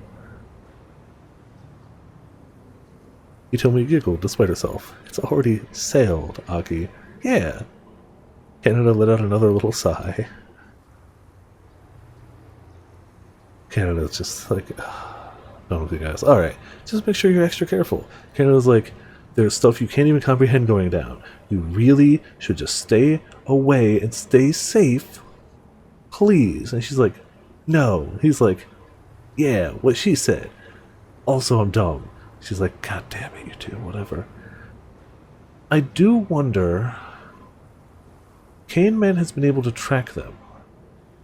So he's clearly got some sort of tracking device too? Oh, he's got huge Okuyasu energy. Yes. For sure.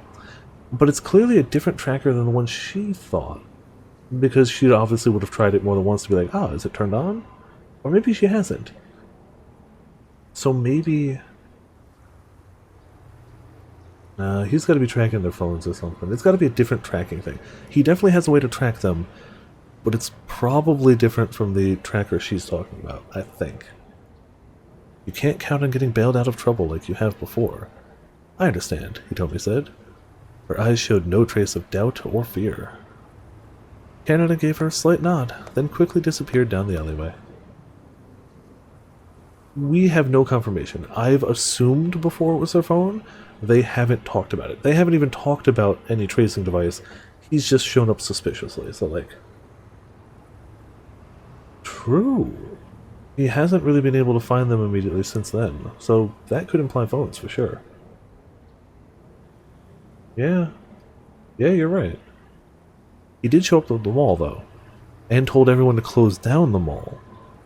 So he hasn't found them, but they went to a very populated area, and if his is only showing them the general area where they are, that's why he would close down the whole place and wait by the entrance.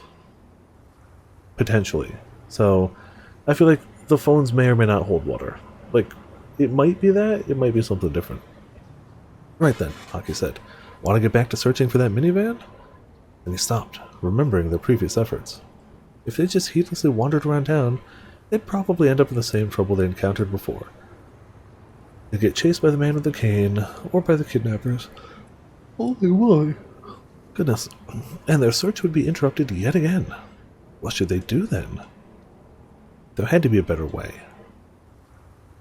Aki happened to glance upward and caught sight of a surveillance camera installed on one of the streetlights. Oh, maybe that's how he's finding them too. It might not be a tracking device, it might be cameras. That's it! Gah, I can't believe I didn't think of it before. Hitomi peered at him, startled by his sudden shouting. He did say they were everywhere, and if we run the assumption that he's a cop, specifically that detective, I still don't know if he'd have access to it now, though, now that he's gone rogue. So I'm not sure, actually. We just need to use my old man's surveillance cameras, and this will be a breeze. Yeah, you need to be in a central location. Aki took Hitomi by the hand and started running. His destination? The security camera monitoring room in Danganronpa. Aki didn't slow his pace until they were nearing their destination. Then he turned to look back at Hitomi. He was about to ask if she was doing alright when someone close at hand called out to him. Hey, mind if I ask you something? Have you ever heard of SOS? Aki stopped in his tracks as a stranger stepped in front of him. The guy looked too old to be picking a fight with SOS. Aki regarded him with suspicion. You should, yeah. Oh, hey, look who's in the background. She's the mastermind. Right? Right? The singer? The singer. Done. Case closed. We can stop the game now. Singer's the mastermind. Subliminal messages in the songs? All we ever hear is that music. It's everywhere.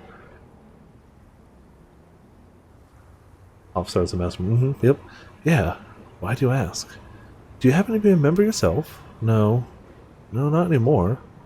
The man's eyes flashed with a gleam of recognition. Did this guy know who he was?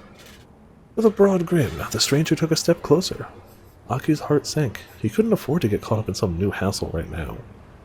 Hitomi flashed him a worried look. Let's go. Aki and Hitomi dodged past the man and hurried onward. Okay. Even if the guy was harmless, they needed to be on their guard. There's no telling just how many thugs and assassins were looking for Hitomi. Yep, the pop star is Wesker. Rather than head directly for the surveillance building, Aki decided he'd better make sure the stranger wasn't up to something. Hitomi followed as he slipped quickly into a back alley. There was no indication that the man was following them. What was that guy's deal? Hitomi asked. No idea, but he sure seemed kind of fishy. Doesn't look like he's coming after us, though. They took a quick detour through another seedy back alley. Then, as they were starting to head towards their original destination, Aki felt a sudden searing pain in his back. Oh! Ugh! Oh, Glancing no. over his shoulder, he discovered that one of the foreign syndicate members had crept up and struck him from behind. Oh no! I've been stabbed! Ugh! Hitomi screamed. Another man had suddenly appeared, grabbing her by the arms. Hitomi... Aki tried to reach out to her, but his arm was leaden. His body refused to obey his commands. As the attacker wrenched the knife from his back, Aki felt the blood gushing out of the wound. Oh man. Yep, that's the guy that grabbed Tama. The two men started to drag Hitomi away. Damn it. He tried to pursue them, but his legs faltered and couldn't find their footing. He was losing blood so fast he was starting to fade from consciousness. So it's definitely going to be Minorikawa interrupting them to slow them down, right? We got to get him to not do that. Aki could only watch, impotently, as Hitomi was dragged further and further away.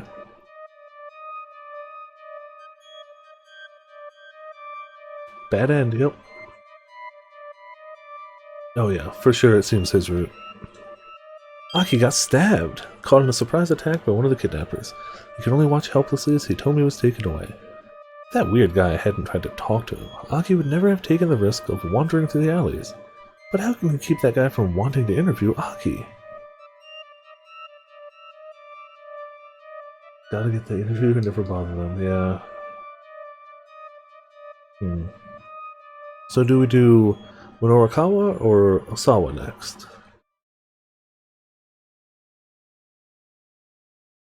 Osawa?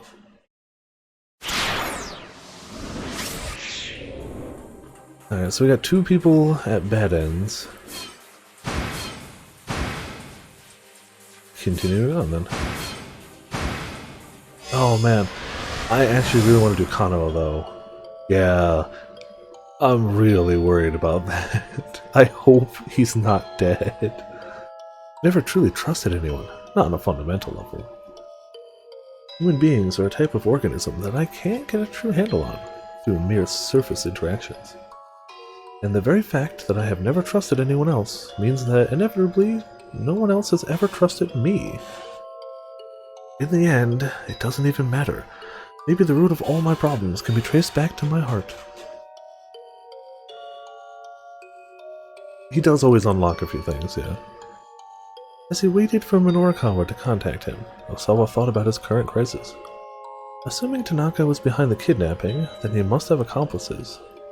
I still don't think he's the mastermind. He's clearly involved, yes, but I don't think he's behind it all. These criminals had mistakenly abducted Maria in their attempt to get at the antiviral drug that was in Hitomi's blood. Maria and Hitomi were fraternal twins, but they looked similar enough to be mistaken for identical twins by everyone in a mall situation. Helping them get Hitomi's plans. Yeah, he's getting paid and he's getting recognition. The two things he didn't get under Osawa. He got no recognition, and I'm sure he made some money, but he clearly wasn't the head guy, and he's clearly not thrilled about that.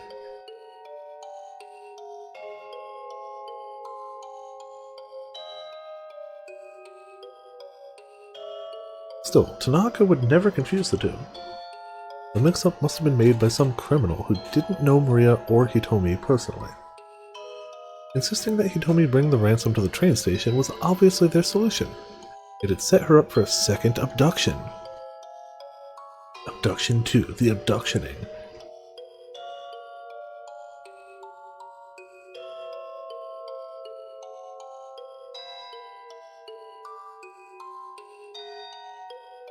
But piecing together this much of the kidnapper's plan only raised a different question.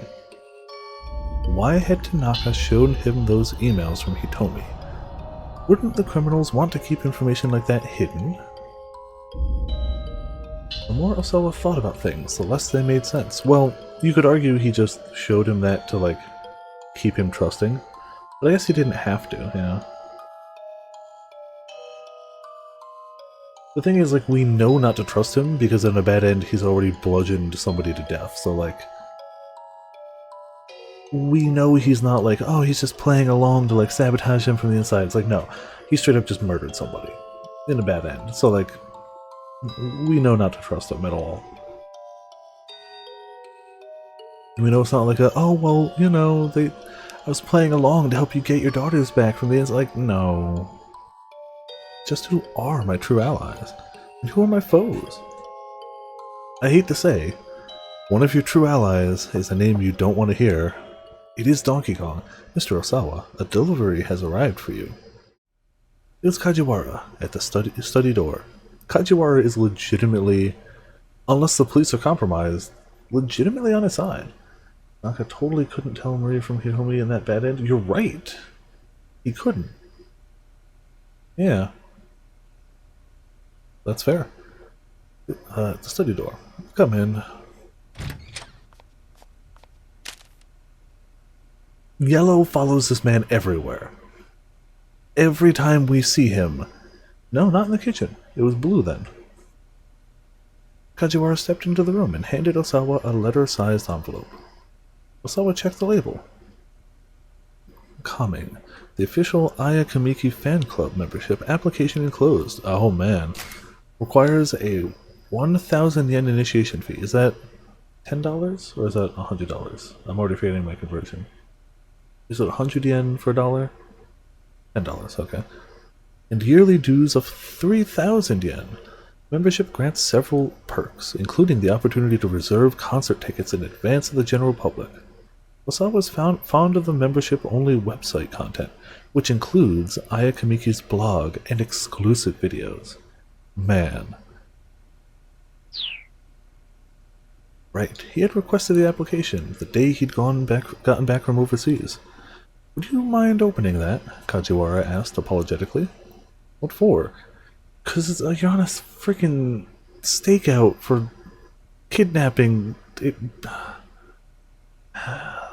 Suspicious mail package arrives at your door when your place is full of cops. They're gonna be like, hey, that's suspicious. I'd just like to check the contents of any packages you received today, sir.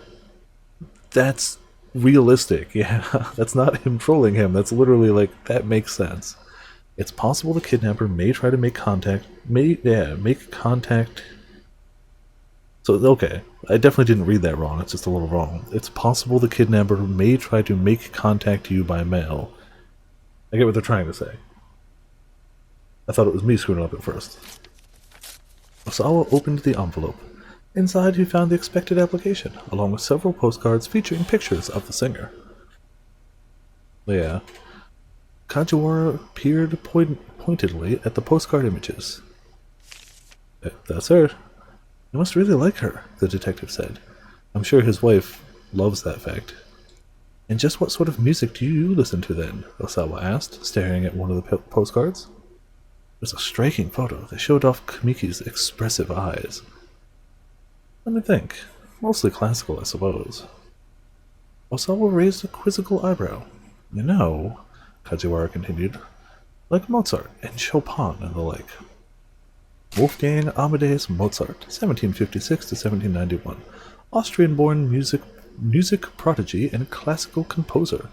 Famous works includes The Marriage of Figaro, The Magic Flute, and Symphony No. 41, known as the Jupiter Symphony. Is it bad that most of my knowledge of Mozart comes from Amadeus? Is it sad that I've seen Amadeus a ton of times? Yeah, that's all, yeah, yep. Hope you try to convert it. That would be great. And even though I've never played it, is it bad that Eternal Sonata is still most of my knowledge of Chopin? Never played Eternal Sonata. I haven't heard good things about it, but I've heard things. Way back when, ages ago, I bought that game for Calico and Afro for Christmas because I didn't know anything about it. It was a multiplayer JRPG, and I know they loved the Tales series because they were multiplayer JRPGs. So I saw that and I was like, wow, those are rare outside of the Tales series. In their defense, because it was a gift, they played it all the way through and apparently were entertained the entire way, but not because the game was good. They enjoyed the whole process, but most of it was the game being bad. So, I know some classical music, honestly. Like, all joking aside, I do actually know some. But I'll also sadly admit that most of my classical music knowledge comes from Evangelion, or stems from there. That sparked my interest in looking into actual classical music. Fun to play bad games like that? Yeah, exactly. And clearly they enjoyed the battle system, which is the reason I got it. When I looked at the back of the box, it said 2-player on a JRPG, and I was like, wow, that's crazy. That was way back when I used to work at a GameStop ages ago. Ages and ages. 95% rating on Google? You're kidding.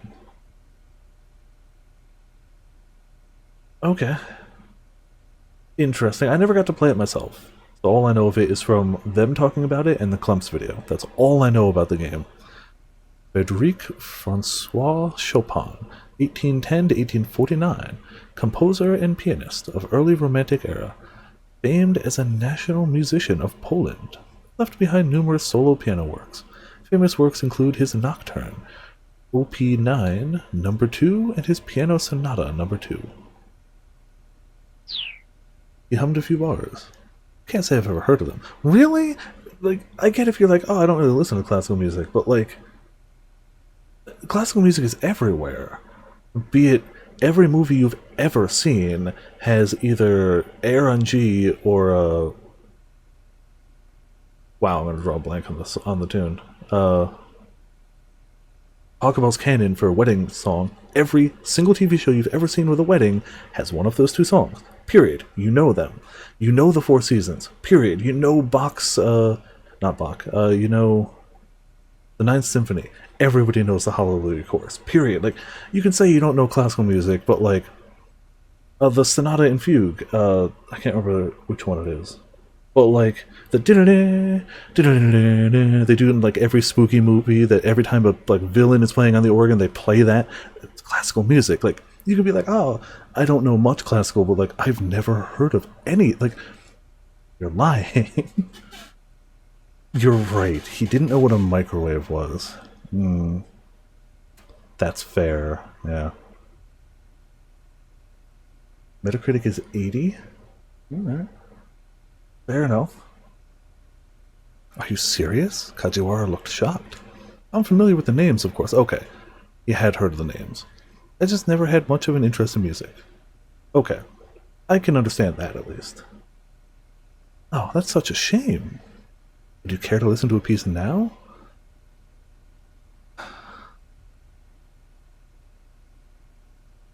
B is in character. I'm curious about A. B is absolutely in character, though. Plays during Night on Bald Mountain and Fantasia? Yeah, exactly. That is the villain. Oh, that's true, too. Yeah, that's. But you don't hear that often. It's a great villain theme, yes, but you actually don't hear the tune very often outside of Fantasia. Won't deny, it's fantastic. Can't dispute that. Yeah, we gotta try A, just to see. I suppose I may as well. Now that you brought it up, Osawa was curious to know what sort of music Kajiwara enjoyed. Also, we could play a ton of classical music here. Almost all of it. All of it should be copyright free. We could theoretically just play classical music. It gets into some difficulty with that, though, because sometimes the recordings are under a record label. Clearly the music wouldn't be, but the specific recording would be. I don't think I can imagine them being friends, but I'm down for trying. Well, but yeah, like the recording of them might be copyright, but like all the Fantasia tracks are originally not copyright music, but classical music. Eclipsing can throw copyrights too. Yeah. So I probably wouldn't chance it, but yeah. For sure, I'm sure that somebody out there is like, it's music. What are they gonna play? A detective pulled a digital music player out of his pocket. So freaking yeah, that's true. If there's anybody who's gonna be anal about things, it's gonna be Disney, and they're gonna try to be like, well, we own that because Fantasia. It's like you clearly don't, but like, who's gonna win in a battle of he said, she said? Disney. Period. Here you go. Osawa slipped the attached earbuds into his ears.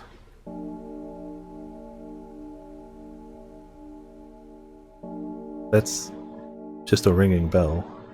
You heard a flow of quiet strings that was soon joined by bold, dramatic horns.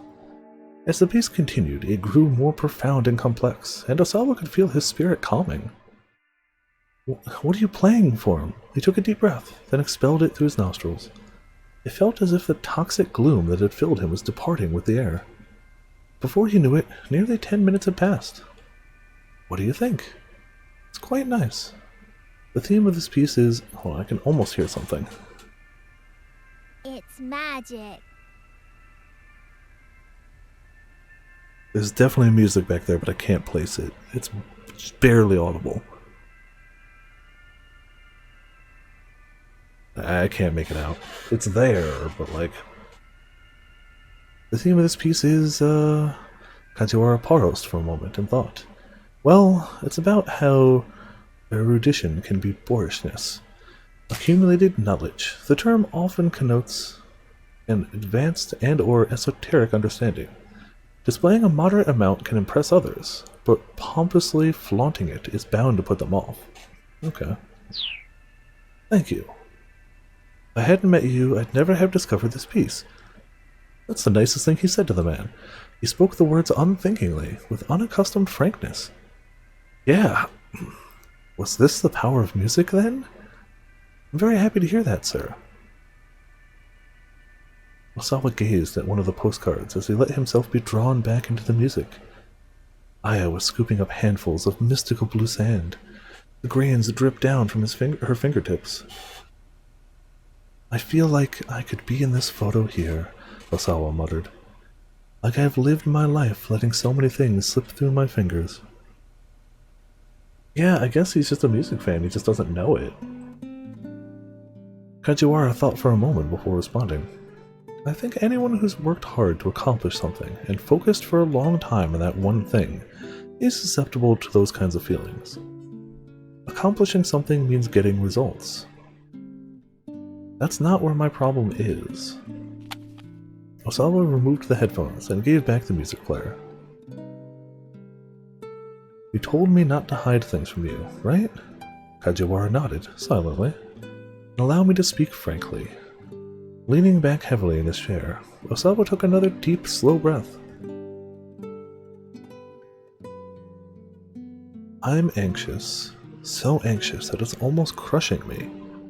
Given the circumstances, sir, that's completely understand— No, Osawa spoke up before Kajiwara could finish. It's not that. It's not that at all. He shook his head vigorously. If the worst should happen to my daughter, how am I going to feel, I wonder? I'm not a man with a wide range of emotions.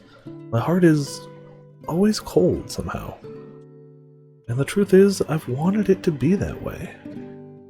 Which is why, if I do lose my daughter, my heart might remain unmoved. I may not even be able to feel a father's sorrow. That's what I'm anxious about.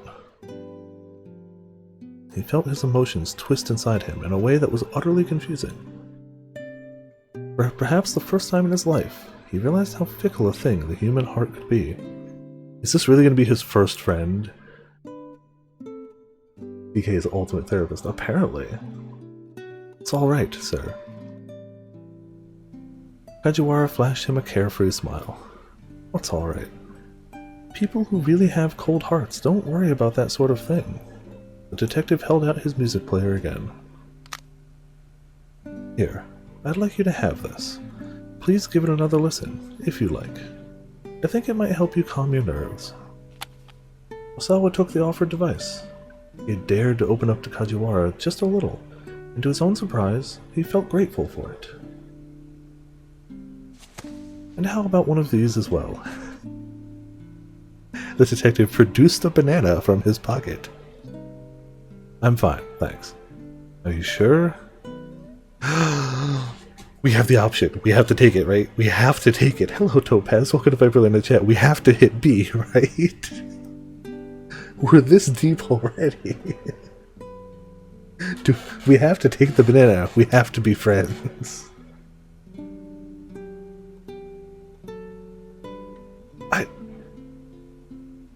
Are we entirely positive this won't break the universe if we pick this option? Because I'm not.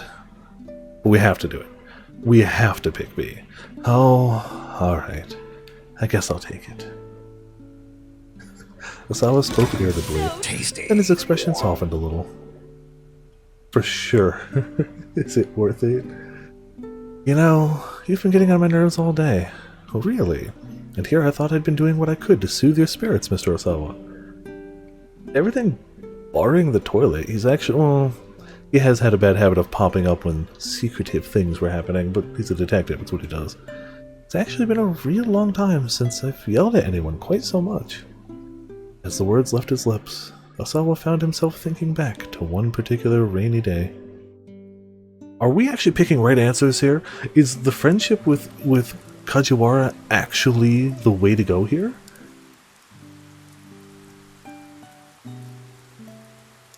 Maria had been in 5th grade at the time.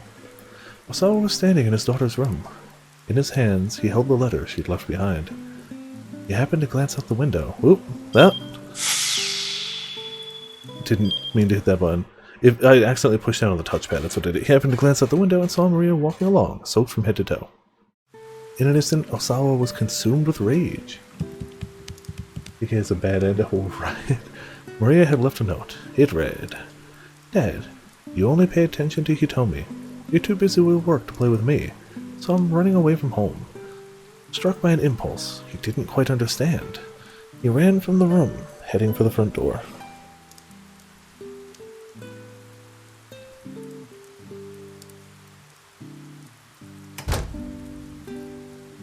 Maria had just gotten back inside. Osawa met her silently in the entryway. Excuse me.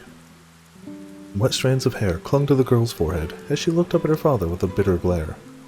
You don't care what happens to me, do you?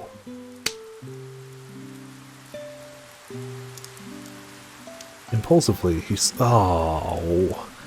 her face. I was kind of hoping it was her slapping him instead, but not good. Maria's cheek turned red and tears welled up in her eyes. Osawa's anger transformed abruptly into guilt.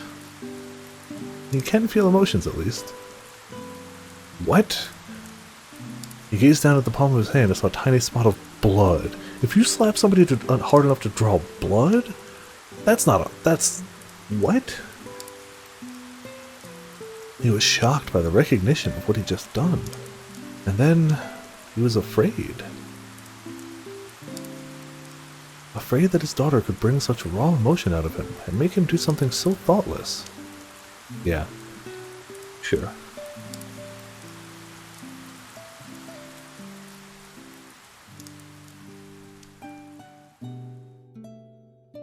Is something wrong, Mr. Osawa?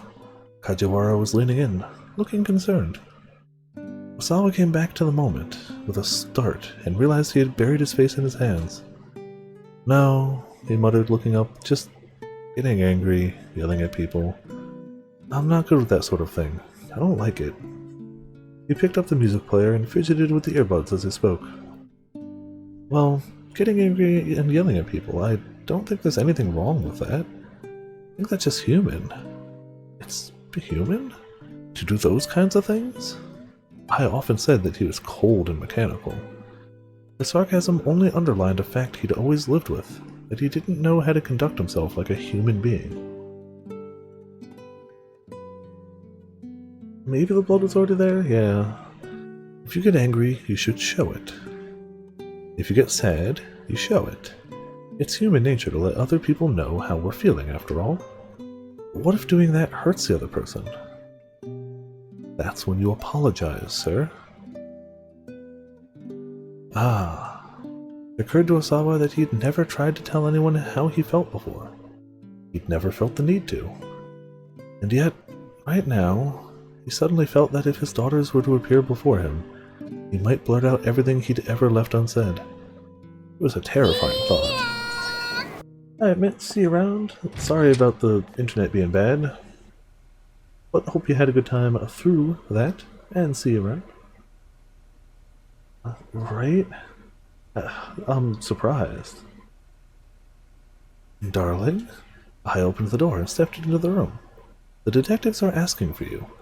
Seems there's been a development. We'll be right there. Osawa and Kajiwara hurried out of the room.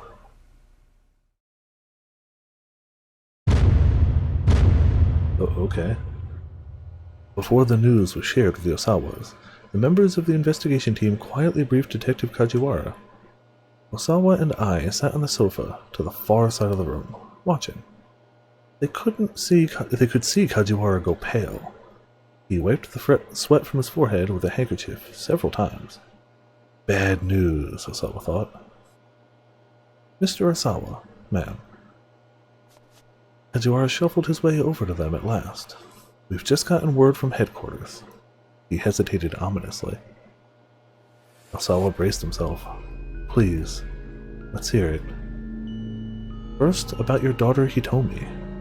Kajiwara's expression was grim. The body of a young man named Aki Endo was discovered near Shibuya. Oh no. Oh no, indeed. There's gotta be a bad end then. But if this is a bad end, then that means... Oh. The name meant nothing to Osawa. We are zooming straight into that ass. In a building not too far from the scene, The detective swallowed. Your daughter Hitomi was found dead. Oh, we hit a bad end. The world began to shake. Osawa staggered, reeling with sudden nauseating vertigo. No, it's not possible. It might be that the friendship wasn't the bad end. It might be that we had to have Aki not get stabbed first. That might be the thing. After that, your daughter Maria...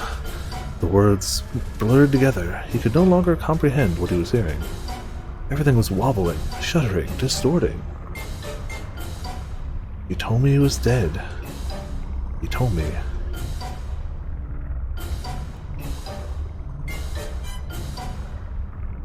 At those words, Osawa's whole world went dark, as if someone had just yanked the curtains closed.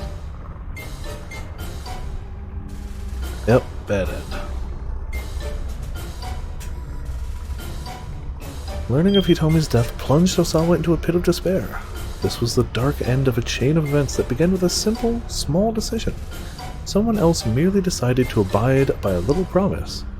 Because of that, not only did Aki and Hitomi meet with disaster, but Osawa lost his mind as well.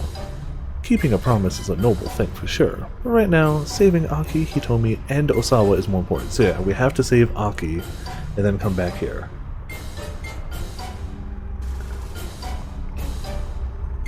Damn, alright. So, Minorikawa is who we usually go to for this. Should we break tradition and find out about Sas? Or should we stick to our guns and hit Minorikawa? You know, if Minorikawa was the mastermind, I absolutely would have believed that. Kano, I kind of want to know too. It seems Minorikawa is the linchpin to all of those three. I'm really curious about Kano, so I agree. Kano practically died from the car when it arrived on the scene in Maruyamocho. The place was teeming with officers and onlookers alike. Out of the way, please move aside! Kano forced his way through the throng.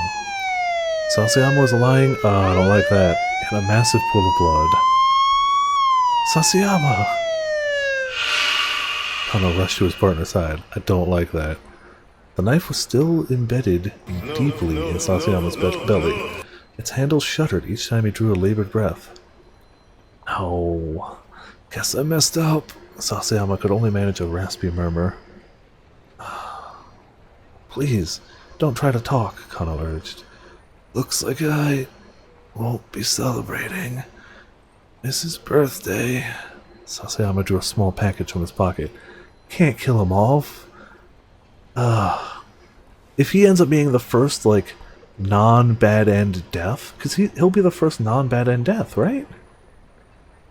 We've had a lot of death happen, but all, like, bad end. Had been really neatly wrapped and fitted with a pretty little ribbon. Here, give this to me, Chad, and for me. Kano shook his head. No way. You can give it to her yourself.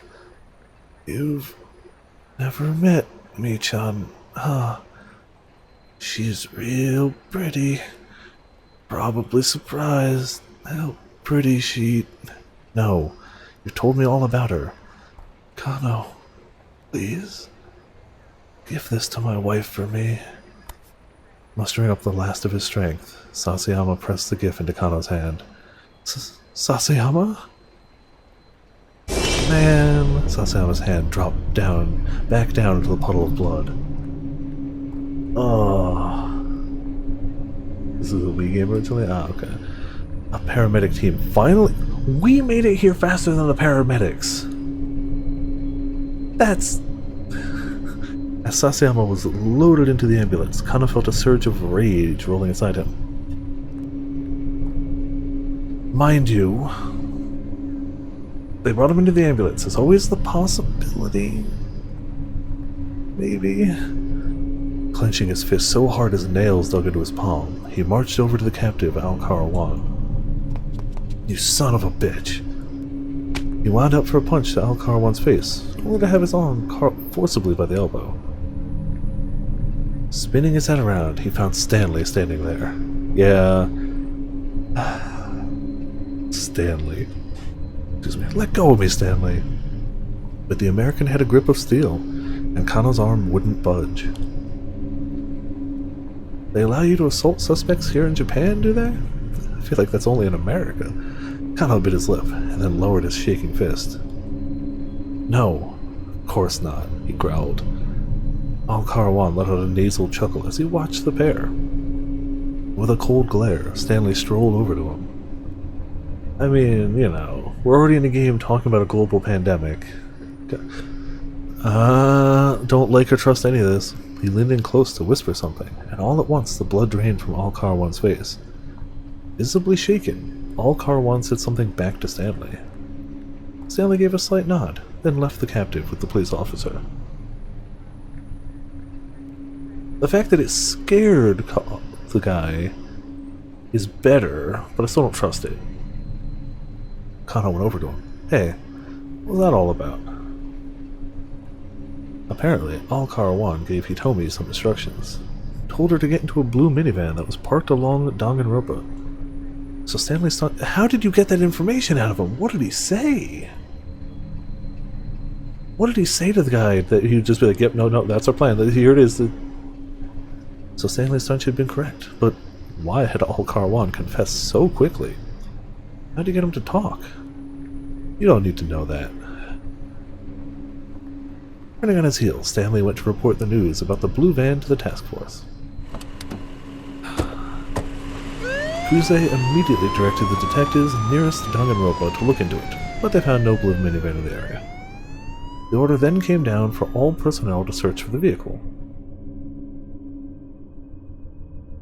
Yeah, I doubt that would make him confess immediately.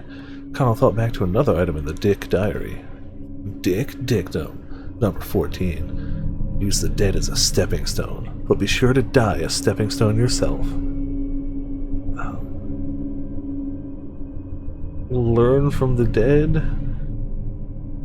But make sure there's something to learn from your death too? It's a weird phrasing, but I guess. In the abstract, Kano could appreciate the nobility of self-sacrifice, but when he thought of Sasayama's blood-stained figure, it wasn't so easy to keep his emotions in check. First time you've ever seen a fellow officer get hurt? Stanley had come back over to him. We don't have time to relax. If you can't keep your anger in, then do something about it here and now. Stanley pointed to his own jar. Punch him, punch him, punch him, punch him, punch him. Hit me, American style. What's an American style hit? What? Like, I definitely want to punch him, yes, but American style? Kano smiled wryly at the unexpected proposal. B. Ah, no, C. C. Right. Whatever the right answer is, he needs a punch. Even if it leads to a bad end, we have to punch the man first. Yeah, punch. Without a word, Kano threw a punch. Oh, meaty sound to it, too. Stanley soaked up the rage-fueled blow, his face a mask of calm. Kano felt all the more miserable in the face of such unflinching resolve. If they weren't such a bumbling clod, Sasayama would never have... Hey, don't blame yourself, Stanley said. You guys have been doing better than I expected. More sarcasm, huh? Stanley's mouth curled up sheepishly, and he held his hands wide.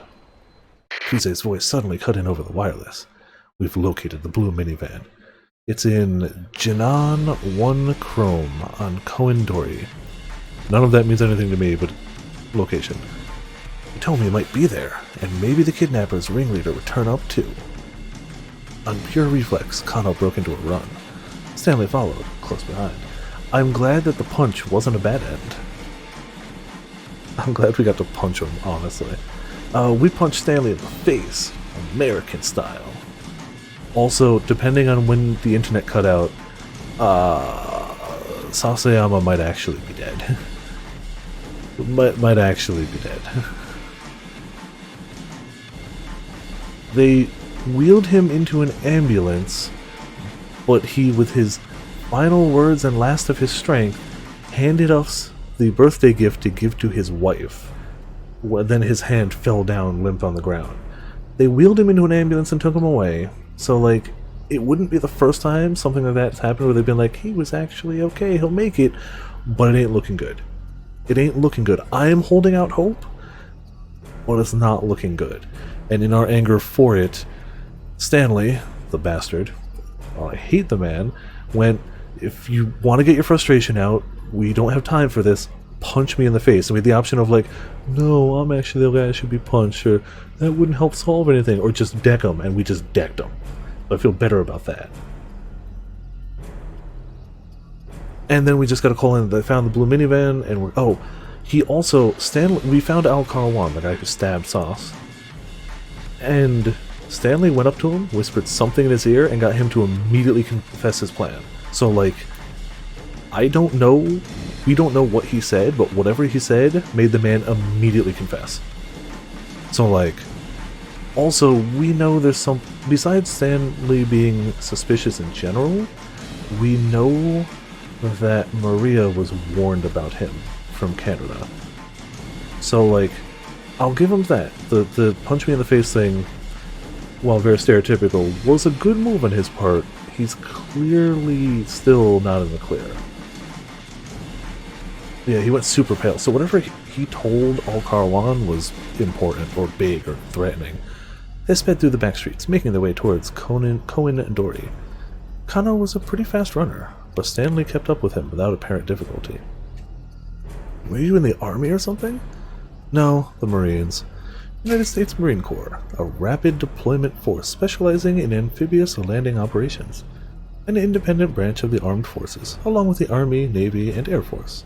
The Marines' motto is Semper Fidelis, Latin for always faithful. He's gonna betray us. It wasn't much further to Koendori.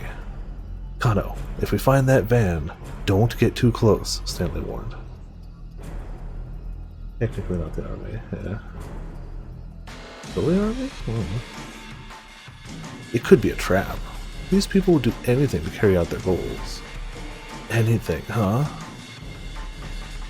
And they'll die. Yeah. Yeah, it almost makes me think he won't be a traitor because it's too obvious. Well, then I think games where it's like, oh wow, sometimes the obvious traitor is just straight up a traitor. Alvin. Alvin. Alvin, sorry. Sorry, I swallowed something wrong there. I'm okay. Kano could sense the truth in Stanley's words. He reminded himself that his life could depend on remembering them. He raised his eyes. They were coming up on Koendori. That's a hell of a controller rumble, too. Oh, suddenly a boom as loud as a cannon fire shook the area. Oh, so that wasn't like an Inception, like, duh. That was an actual explosion.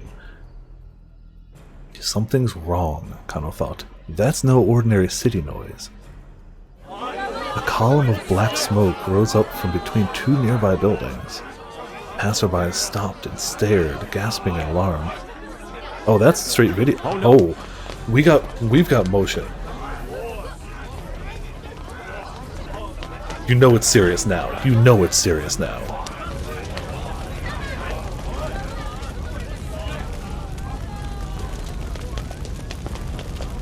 I don't know how to handle video right now.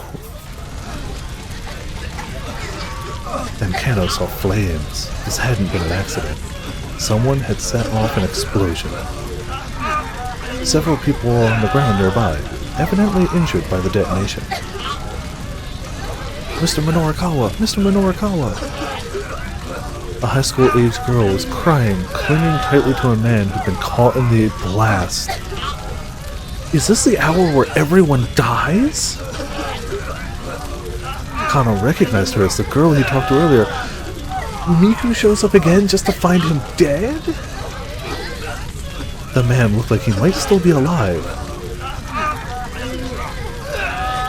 Kano hurried over to them. Police, he announced. I love how real the blood looks. Blood was streaming from the man's mouth. He'd clearly suffered some internal damage.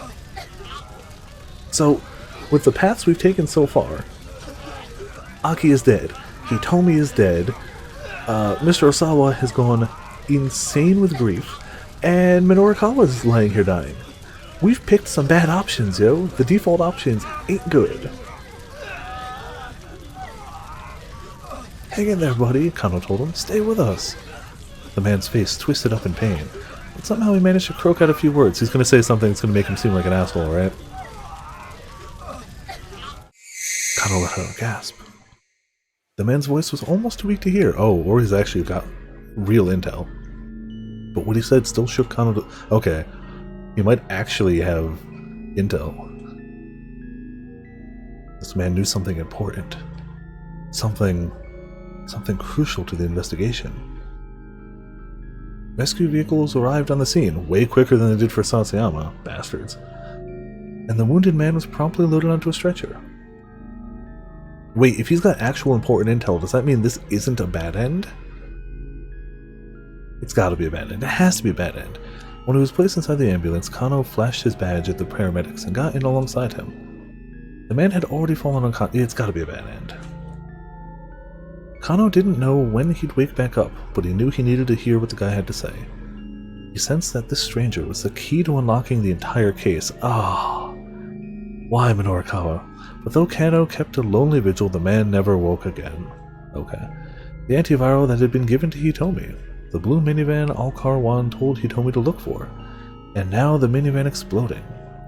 Kano was sure this man had known how all these tied together. He definitely doesn't. He's got to learn something quick, cause...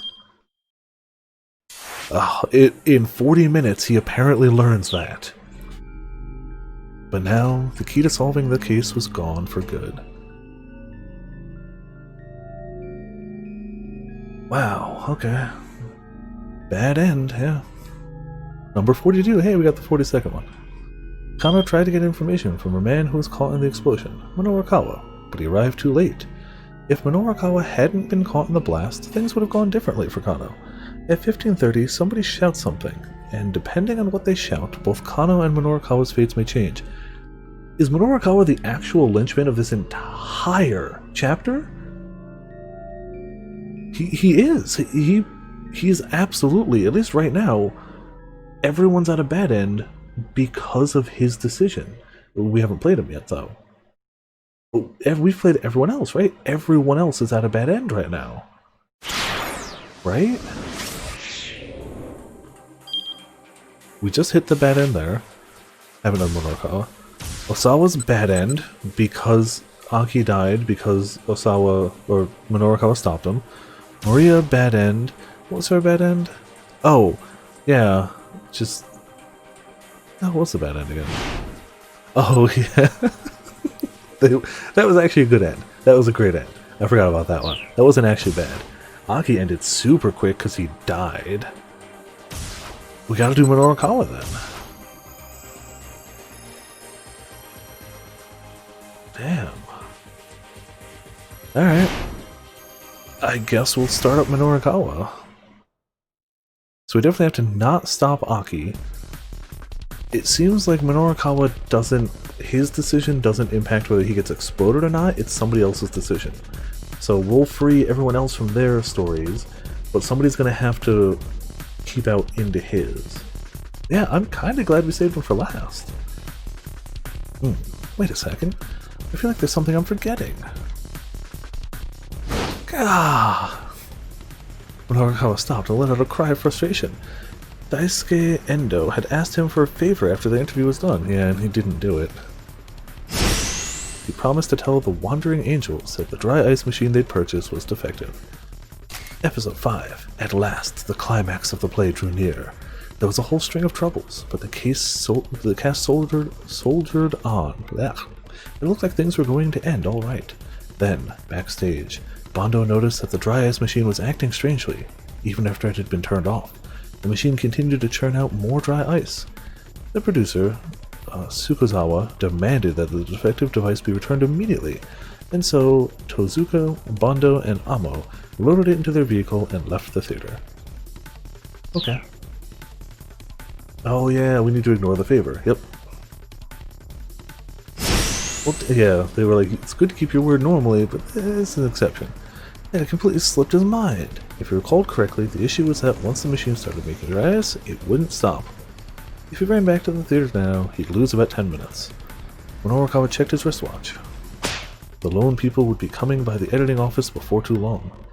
He needed to prove to them that next month's issue of 4-Star General Gossip was well underway, or else they'd refuse to wait any longer for repayment. If only he knew that they've already long since stopped waiting. And to do that, like his entire day's thing, it was null and void about 10 minutes after it started. Like, yeah, they don't. And to do that, he needed to fill a minimum of 6 of the 12 remaining blank pages. He couldn't afford to waste even a single second. This was an awkward position to be in. He needed to keep his promise to Endo, but he also needed to spend his time wisely. Guess I don't have a choice. Hurry to the cafe. So we know that's the right choice now, already. There's nothing he could do about having forgotten. He hurried on to the cafe. Sorry, Endo. Sorry, Orai. You're just gonna have to let this one slide. I've got Toyama's life on the line here. Yeah, I don't care about Toyama's life. I do care about Aki's life. I care deeply about Aki's life. He opened the door to the cafe with the practice of a regular. Welcome. The waitress only got that far before her face fell. You again? Hey, hurry up and get me a seat. She grinned wickedly. I am terribly sorry, sir, but we're all full at the moment.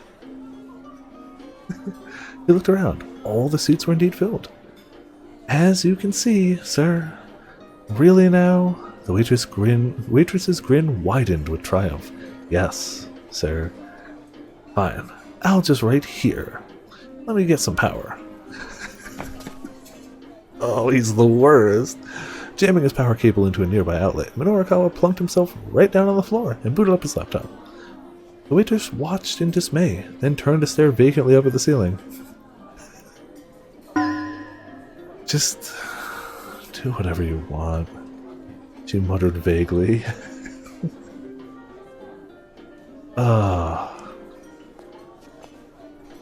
You know, a person can only get away with being obnoxious for so long.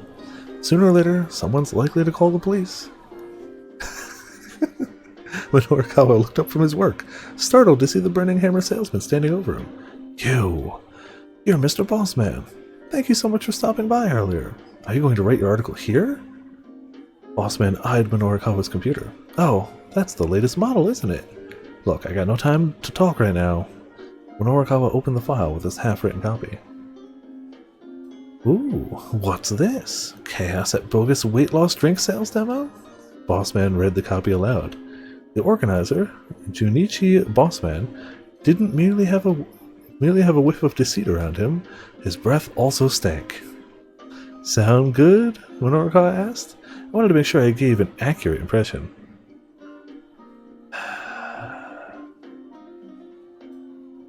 Oh, I love what you've done with it. You're right, we have to keep him from going to the store. Damn it!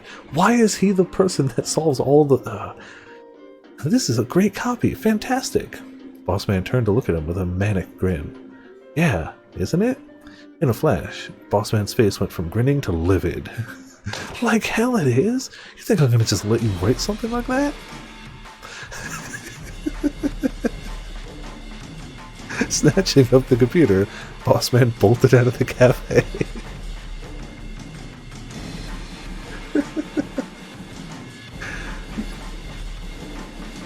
So Miku is best character.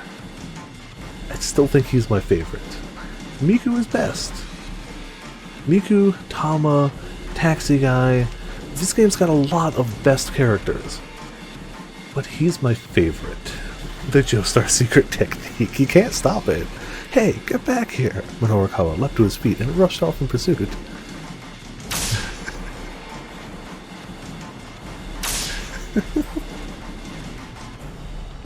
Damn! As he sprinted madly along, Bossman turned down a narrow alley. When Orikawa stayed close behind, just desperate to not lose sight of him, his quarry began to weave his way through the back alleys of Shibuya. This guy clearly knew his way around town. By Miyashita Park, they zipped up onto a pedestrian bridge.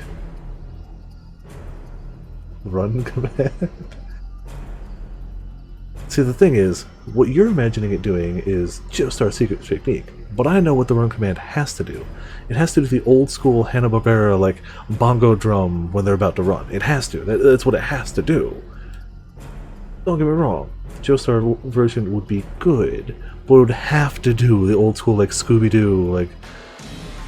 It would have, that's what I'd have to do. Halfway across the overpass, Bossman suddenly stopped. Confused, Minorikawa... Oh no, did he drop the computer? Minorikawa stopped as well. Give that back, he called. The next moment, Bossman flashed a mocking grin and dangled the laptop off of over the railway. Uh-oh. Minorikawa lunged towards him, but it was already too late. The laptop left Bossman's hands and went spinning down through the air. Then, as the two men struggled, Bossman himself toppled over the railing. Without hesitating, Minorikawa jumped down as well. Didn't even look, just like, no, I'm going after this man.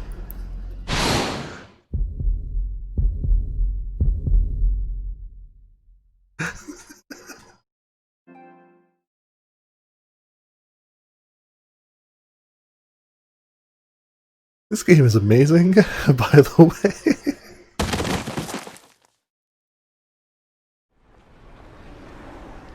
Minorikawa landed hard. As he struggled to regain his breath, he looked around and saw Bossman beside him.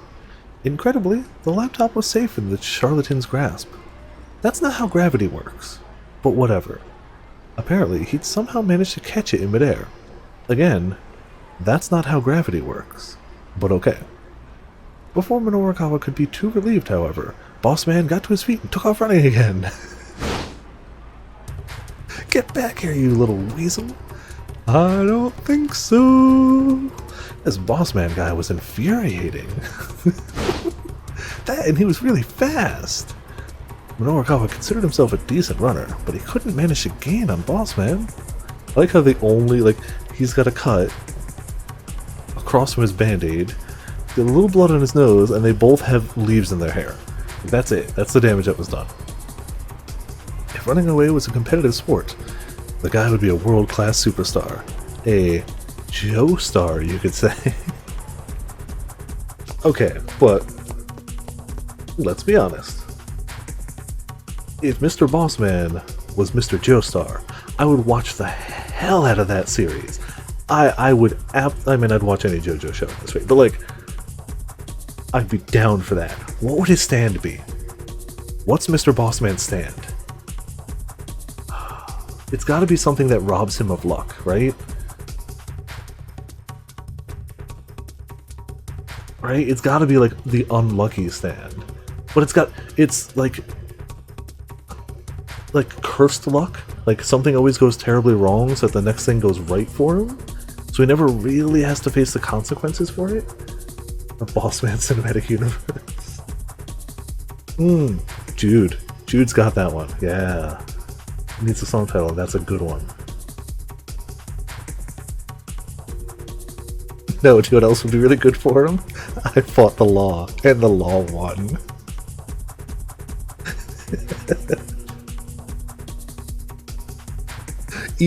I feel like either does really encapsulate his character. Damn it, now I want to watch that show. As he ran along, a peculiar thought occurred to him. Hold on a minute. If he hates my copy that much, shouldn't he have wanted my computer to break? Why did he go out of its way to catch it like that? Made no sense at all. Hey, Minorikawa shouted between gasping breaths, what are you planning to do with my laptop? Bossman glanced back at him. Gonna sell it. Sorry about this. What? Minorikawa was taken aback. Yeah, he's in massive debt. Of course he is. Consider it compensation for defamation of character. In the civil sense, the act of unlawfully damaging another person's character or reputation in the public eye.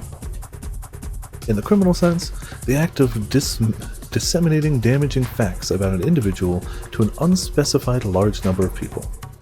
Okay. Come on, get real. It can't be defamation if the article hasn't run yet. Then consider it an advance on the compensation. This was so nonsensical, it made Minorikawa's head hurt. But now at least he knew why Bossman had dived after the computer. Like, of course he'd have to be fast. That's the only way he's managed to survive this long, is like, he's good at running away. The thief continued to weave his way through the side streets. His speed didn't diminish in the slightest. Damn it, this guy has too much experience running away. Yup. Minorikawa's stamina began to fade, and finally he lost sight of his quarry. But that didn't mean he was ready to give up the search. There were articles on that computer that were right on the verge of completion. Whatever it took, he had to get it back. Bossman had said he was going to sell it. Where could he be headed then? Knickknack, I mean, we know that's where it's heading, right? So we should go there? Because he was definitely heading there. I don't know if going after him's the right call. Like, we know that's where he went. Is the right call to catch up, try to get there, and be like, hey, I think that's the wrong call. I think the right call is the bad end. No, it's not that we don't want him to meet Tama. We don't want him literally tied up when he gets there. And if we get there and we're like, stop that man, he stole that from me, tie him up and wait for the police to get here, that might do it. Whereas if we pick a wrong answer, it might be better unless the guy knows that it was stolen. So it really could go either way. My gut says pick the wrong answer intentionally. That's my gut. Sure, that works. Probably he was headed to... If this doesn't work, we can always go back. Maybe he was planning to find some more customers and auction the laptop off to them. Yeah, that seems likely. Definitely. Damn, the guy led him on a wild goose chase. Made us meet... Yeah, maybe. Well, we don't even know how that would work. At this rate, Aki's dead. I mean, he's not because we changed the timeline, but like at this time, he's normally dead. Minorikawa ran along Center Guy towards the Nokane building, where the sales demo had been held. Remember when this was just a silly game about trying to hand out drinks in Center Guy's big station? This game has gone through so many, like, different things. Before we got there, however, a glance to one side stopped him in his tracks. Aha! He chirped. Damn it. Maybe the other one. He had spotted the knick-knack shop where he'd run into Miku about 2 hours earlier. Out in front of it was a poster that read, "We buy computers at top prices." Now he was certain. Boss Man must be in there. So maybe Aki or the Endo store is the better way. There you are, Boss Man. When Orakawa burst into the shop on Center Guy, an accusing finger. Oh, I should have known, because of course that would take him nearby, because it's close to it. Pointing squarely at the thief. Listen, there's no way I'm buying a computer that doesn't have a power cable. Details, details. All you sell here is junk anyway. Wow. Boss Man and shopkeeper had gotten into an argument. When Orakawa recognized the shopkeeper, it was the guy he'd run into on the roadside earlier. That computer belongs to me, when Orakawa shouted as he marched up to them. Give it back. Boss Man clutched the laptop to his chest. Nuh-uh, I need the money. Knock it off, you're acting like a child. Orakawa tried to slap him out of his tantrum, but Boss Man ducked to avoid the blow. And then, bizarrely, Boss Man froze. A fierce gleam came to his eyes. He broke into an incomprehensible stammer. That's it! Boss Man snatched up a flyer that his gaze had fixed on. Iron stomach, huh? This right here is my little bluebird of happiness. Oh, he cried, okay. You know what? You can have this. Boss Man shoved the laptop into Minorikawa's arms. And welcome to it, you idiot. I don't need no worthless computer. You're the idiot, Buster. Minorikawa smacked Boss Man right across the face. Ouch. Hitting him felt good. He decided to do it again. He drew back his arm to deliver another blow, but then someone else came into the shop. Boss Man's eyes lit up as they saw who it was. Oh, my angel. Whatever is my darling Miku doing here? It's Best Girl. Miku stood in the doorway, on the verge of tears. Oh, Mr. Minorikawa, she began. Then her voice choked up. Miku? What's the matter? Is something wrong? Miku drew in close to Minorikawa's side. Huh? In fact, you know what? It probably sounds like this. Boss Man's gaze darted back and forth between Minorikawa and Miku. Yeah, don't forget, Boss Man got all of his debt because he spent all of his money watching Miku fight in cosplay. That's why he's in 2 million yen worth of debt. Just as a reminder. You two know each other? Sort of. More to the point. Is she the girl you said you were in love with? That's right, the one and only Miku. Wow, says it right in front of her too. Not for nothing. Ballsy move. I have her entrance music set as my ringtone. Paying no heed to Boss Man's excitement, Miku kept her eyes fixed on Minorikawa. I lost. To a girl who knows Aiki Jujitsu. I lost. She buried her face in Minorikawa. This was hours ago. This was hours and hours ago. Like, at least 2, which in this game is forever. She buried her face in Minorikawa's chest. Boss Man let out a gasp. What's this about? What in the what is this all about? He seemed on the verge of panic. Mr. Minorikawa, I need to learn Aki Jujitsu. I feel so ashamed. She buried her face even deeper into his chest. That's so unfair.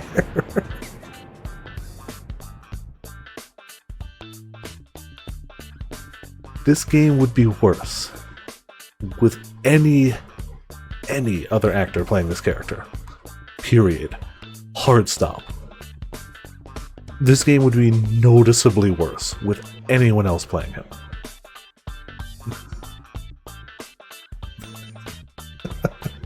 Yeah, I refuse to look up anything for a game I'm playing, because, like, with a game this obscure, the only things out there are going to be the actor list and a list of spoilers. Those are the only Google results that are going to happen. I always check the credits, as you know, so, like, we'll check. And by then, we could always Google it. I'd feel safe Googling it once the credits roll. With tears in his eyes, Boss Man darted out of the door.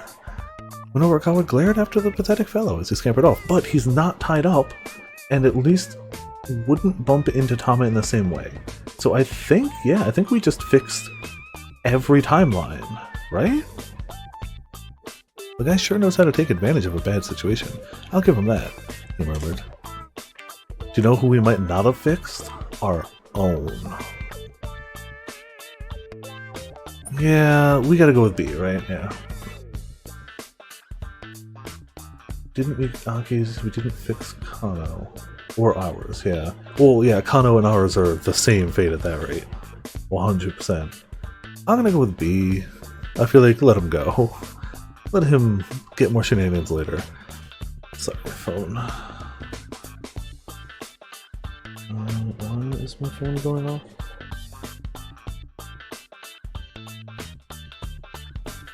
Okay. A cool thing, but something I can check into more later. Bossman needs to be free, yes, of course. Anyhow, I'm just glad I got my partner back. Ordinarily, he'd be inclined to pursue Bossman and subject him to a triad at the very least. A triad. But there was no time for that now.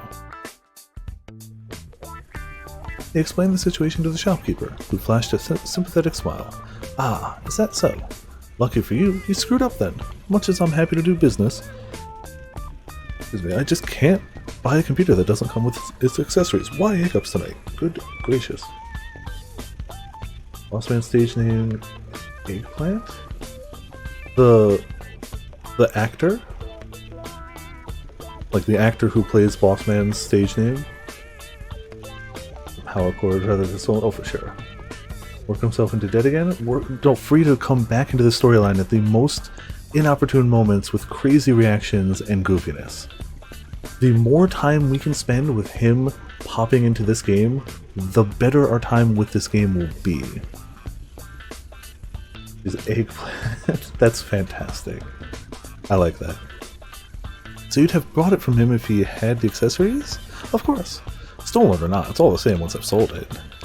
The shopkeeper chuckled unapologetically. Huh. Suppose that's true. Minorikawa laughed along with him. Yeah, all the same. Like hell it is, he roared. The shopkeeper froze, like a startled rabbit. I bet everything you have for sale here has been stolen, hasn't it? Don't be ridiculous. I'll warn you up front. There's no use hiding things from me. I've interviewed you, after all. I know you. The shopkeeper was getting more and more flustered.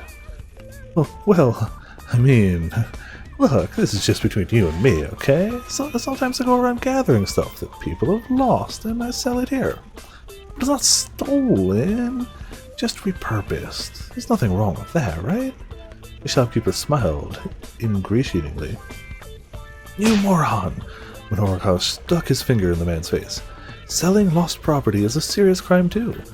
Potential violation of Article 254 of the Penal Code of Japan regarding embezzlement of lost property, which states, a person who embezzles lost property, drifter property, or any other property which belongs to another person and is in no one's possession shall be punished by imprisonment with work for not more than 1 year, a fine of no more than 100,000 yen, or a petty fine.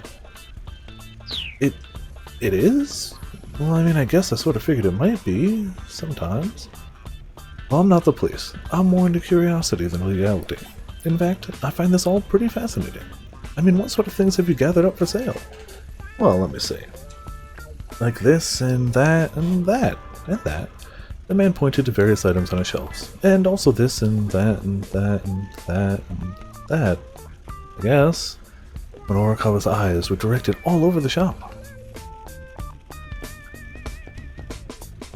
Everything the shopkeeper had pointed out had a hefty price tag. And you're actually able to sell things like this? Minorikawa asked. Sure, I can sell stuff. Earlier today, someone brought a big necklace. I'd listed it for 40,000 yen, but I discounted it down to 30,000. You can still make a profit even offering discounts? Sure, I mean, it was just something I found lying on the ground after all. Minorikawa looked back at him, and for a moment he laughed as well.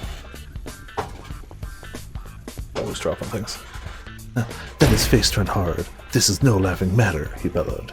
You need to stop what you're doing here right away. Close up shop. Otherwise, you're going to find out what it's like to get punished by my pen of justice.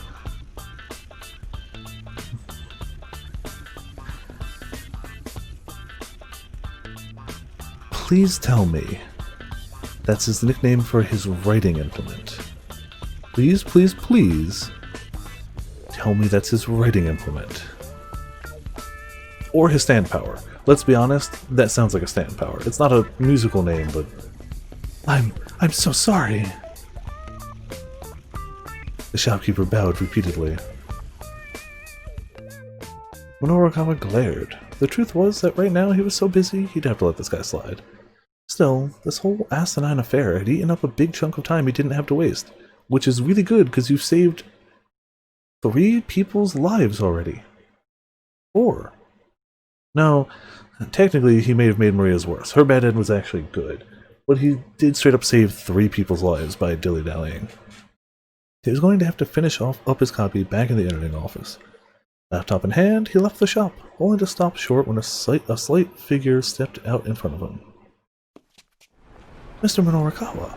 Miku stood there, barring his path. Please, introduce me to a dojo where I can learn Aki Jujutsu. I'm sorry. I really don't have time for this right now. Minorikawa tried to hurry onward, but she stubbornly refused to let him pass. You introduced me to that other dojo before, remember? I suppose so, now that you mention it. He tried to slip by her, on her right-hand side, but she was quick to block him. Oh, you can't make Best Girl cry. You're the one who introduced me to the world of martial arts, Mr. Minorikawa. Well, yes. You know, you're putting me in a bit of a bind here. Trying to slip by on her left was a no-go, too. She could anticipate his every move. Please, just hear me out, Miku said. She was speaking through quiet sobs now. I can't stand to leave things like this. She looked Minorikawa right in the eye. Just have to persevere until you're able to win again. Good opportunity for you to find something to do with yourself. So I don't think any of these options are going to get them to not explode. I feel like A is the right call for her, not worrying about the story. She's clearly really good at martial arts. So I feel like train more might work, maybe? Yeah, C we're not doing. We're not going to pick C. We can't do that to her. I'm leaning A, so I'm going to pick A, but we might have to come back to it, so we'll see. Sorry, you'll just have to persevere until you're able to win again. It's something you need to do yourself. But you were the champion at that one pub, right? Maybe your mistake was thinking that you'd be able to win in an actual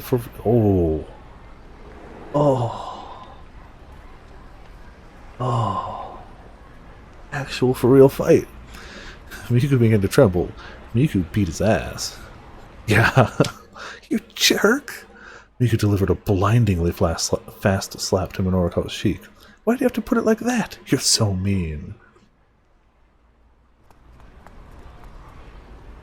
Well, she happened to get into a street fight with a very clearly well-trained martial artist. How could she know that somebody in a catsuit was actually, like, trained? Bursting into tears, Miku ran off. Hey, Miku! If that answer led that way, then all 3 answers were going to end with her running off. Like, it just was. She gave no sign she'd heard him, and didn't turn around.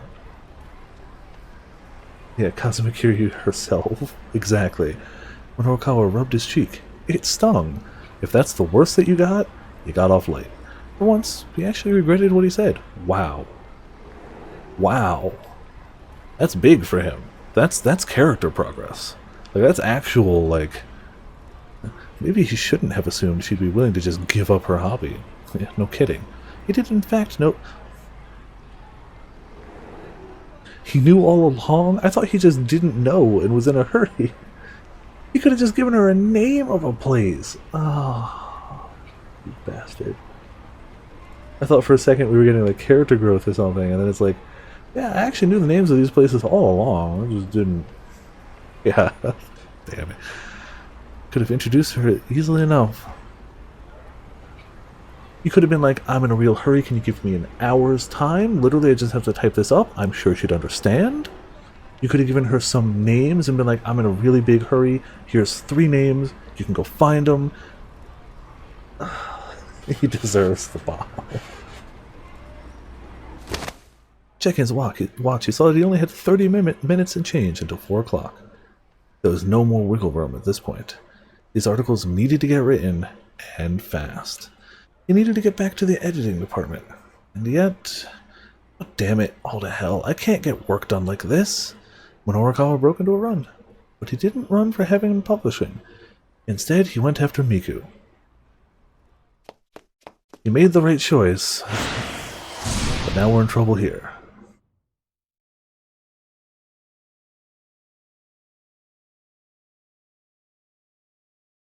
Yeah, he's not an actively bad person. He is overly full of himself. He gets his way by being an asshole a lot, and is an asshole. But he's not actually evil. He's really not. But with most of his interviews, his strategy works. We've seen it happen, where he just annoys somebody to the point where they snap and start talking everything he wants to hear. It works for him, why would he change? But he's not actually a bad guy. He is absolutely an asshole, but he's not bad. Yeah, now that we've unlocked more progress, we gotta hit Tama. Like, for sure. I feel actually bad ripping that good end away from her, but like, that doesn't help solve the game. But like, she was happy, yo. She was happy. The assassin had gone quiet, sitting on a pile of crates. He seemed lost in thought. Oh, all the way back here. Damn, okay.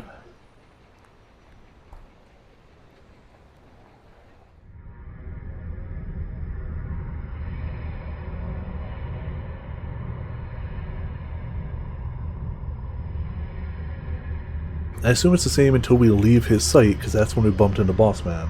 So I'm assuming we're good till then. Oh? Tama! Tama! I assumed wrong.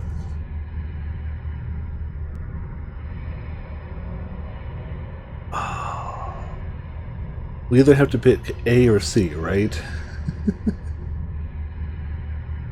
I don't think this matters. I think this is a choice that's irrelevant and we're just going to get snapped out of it.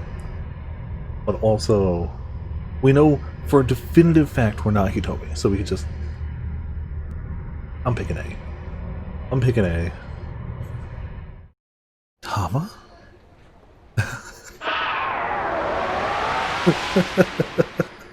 It's because we let him get away. I turn at the sound of an exuberant voice and see Mr. Bossman running my way, flailing his arms in a friendly greeting. It's definitely after the other thing. He picked the leaves out of his hair, still bleeding. I swear, this guy could wind up banished to the pits of hell and he'd still give it his all, day in and day out. He's still got the lucky necklace, too. Oh, thank goodness! It is you, Tama! I knew it. The man with the cane grumbled something incoherent, then holsters his gun and flees the scene. Huh? Now you're some middle-aged guy? You look so sweet and innocent, but I guess you kinda get... Wow, dude! Another guy with zero filter on him. Zero. None.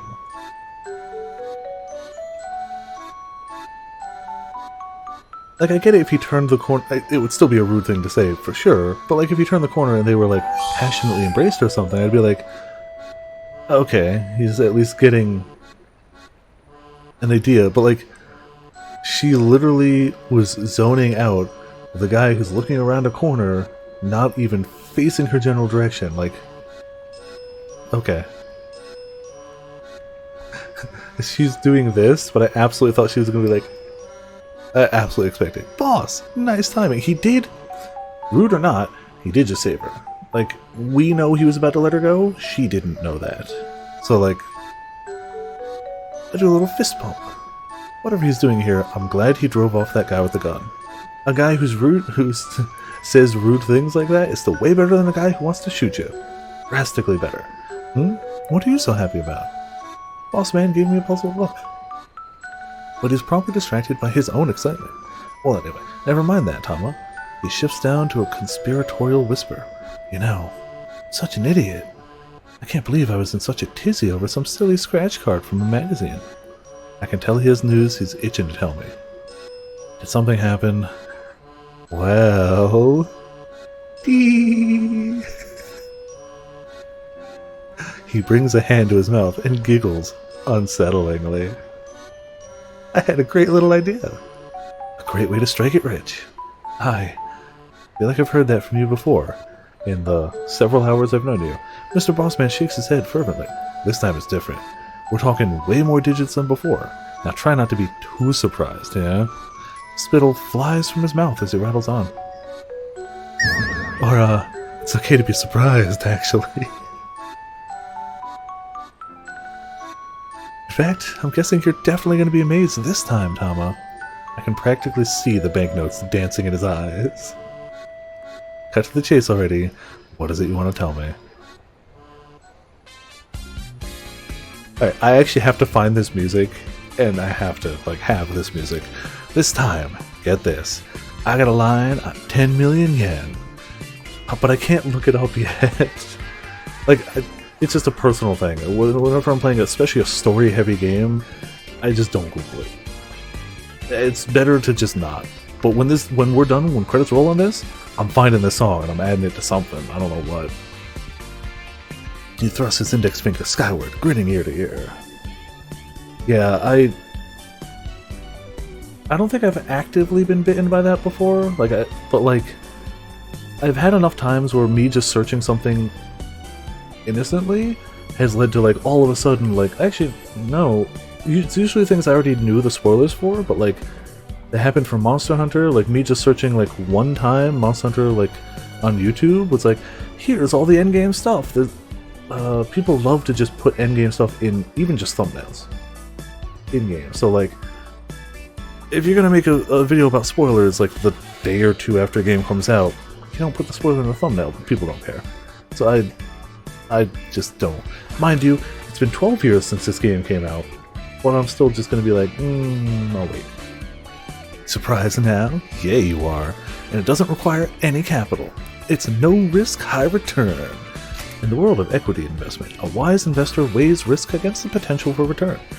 Many heavily risky projects, however, yield little in the way of actual returns. Such cases are called high risk, low return. The inverse, low risk, high return, is quite rare. The idea of no risk, high return is simply absurd.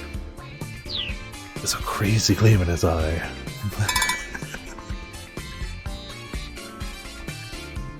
Gotta have a good old-fashioned stare at the camera.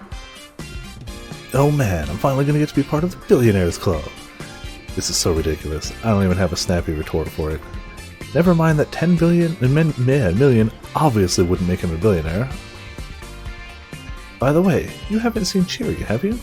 We're gonna need her help to wrap up this 10 million yen. Cheery? Well, haven't run into her since the sales demo. Oh darn. Well, if you do happen to see her, tell her to get in touch with me. Sure, alright. I still don't know what he's going on about, but there's probably no harm in being helpful. Fair. Thank you, Tama. Guess I may as well give you a little hint. Hint? Yeah, a hint. Wanna hear it? Oh, we gotta humor him. Oh, sure. Thank you. Well, then, I guess I've got no choice. When you put it that way, I just have to tell you. She was so enthusiastic. Mr. Bossman clears his throat and proceeds to declaim in an affected tone.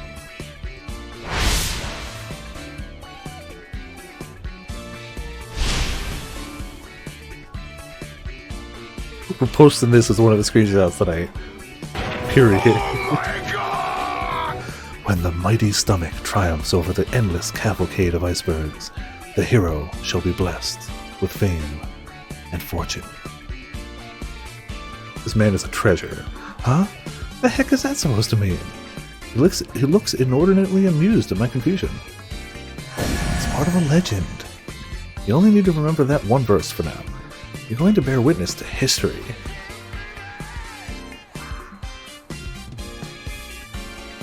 I like how the background version of him seems to have smoke coming off his leg. I feel like this guy's right out of some kind of story himself. Yeah, he's a Joestar! Come on. Anyway, thanks for helping me out with the cheery thing. Adios. Spanish for goodbye. The true meaning is closer to the English farewell. In day-to-day interactions, most Spanish speakers use the word ciao. Adios can carry the connotation that you do not expect to see the addressee again. Okay. Outline of the fonts. Oh, okay. Gotcha. That could be it, yeah. And then, like a whirlwind, Mr. Bossman zooms away, leaving me alone in the alley. Whew. Suddenly, I feel totally exhausted. I let out a sigh and drop my eyes, and that's when I notice a notebook on the ground at my feet. Oh? Is that a dick diary? Is that a dick diary? Did the assassin drop this? Ass in, dick in.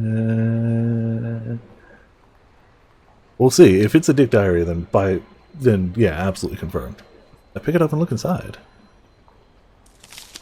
There's a photograph tucked inside the back cover. It shows 3 young people, 2 boys and a girl. And the dictums? I don't immediately recognize any of them. Well, what do I do now? Do I go to the police? How would I even explain the situation? I can see it now. There's this killer out there, and he's after this person named Hitomi Osawa. And then the police would be like, who's that? And who exactly is after her? And then what would I say? Heck, they might not even give me the time of day in the first place. Not only do I not have any idea who Hitomi Osawa is, I know nothing about the guy who's after her, except he walks with a cane. I mean, I can't even tell them who I am. They'd probably shoo me away without a second thought. What am I supposed to do? I hang my head at a total loss.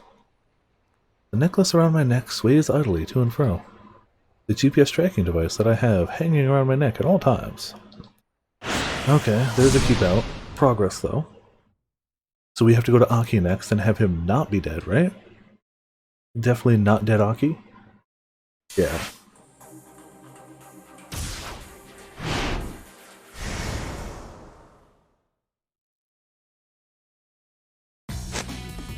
Yep. Don't slow down. Ah, Aki, look out! Looking ahead, Aki saw that they were bearing down on a young grade school girl. Her head— oh, damn it. She needs actual help. Aki hurriedly caught the girl up in his arms, took a quick leap to one side. I'm calling up pick A. Like, you shouldn't do that if you're running along and you see, like, we the players, I can safely assume it's probably Hano. He doesn't know that. You should not just randomly pick up grade schoolers as you're running along. Clearly bad. But knowing what we do, it's probably Anna. I just want to see how it's going to play out. Yeah, I think it'll be funny more than good. Aki hurriedly caught the girl up in his arms. Aki, what are you doing? But the maneuver kept her out of harm's way, but the momentum swung her high into the air. She dropped a sheaf of papers she was carrying. As luck would have it, the papers fell amidst the trash scattered alongside. He littered. Oops, sorry. Aki stopped to gather up the sheets of paper, noting that each was adorned with some sort of writing. Here, looks like they got kind of messed up, though. The pages had landed in some kind of spilled liquid. Most of them had gotten stained. Ah, you've ruined this, Aki. It's alright, the girl said gloomily. You should just throw them away. It's not like I can sell them now, anyway. Oh, you going to sell them? Hitomi asked. We're sorry. Do you think you'll be able to redo them? Aki, is there a stationery store around here? Yeah, up at the top of Danganronpa, Aki said. Here. Damn, alright. Took out a 5,000 yen note from his wallet and offered it to the girl. The stationery cost that much? To buy new paper. I know I can't replace the stuff you wrote, but... The girl eyed the money doubtfully. But... It's fine, go ahead, take it. Thank you very much. Alright. The little girl spoke with surprising formality. Then she turned and headed up Danganronpa. Aki gathered up the trash and tossed it into a garbage bin before he and Hitomi continued on their way.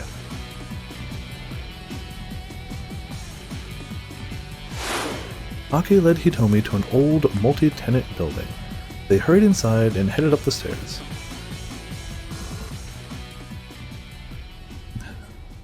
Behind the reception window on the second floor sat the custodian, sleeping on the job. Yukinori Kitajima. His main job is overseeing the monitoring room for the local surveillance cameras. But on the side, he also works as a novelist and game scenario writer. He often sleeps on the job during his free time, but sometimes, while he's asleep, he gets his writing done. What? Just recently, a certain game was released, set in Shibuya, but since he wrote the scenario and he emailed it to the game company while he was asleep, he didn't know about it until... I hope this is actually like the guy who wrote the scenario for the game. I really hope so. I hope he put like a cameo of himself here. Hey, wake up, man!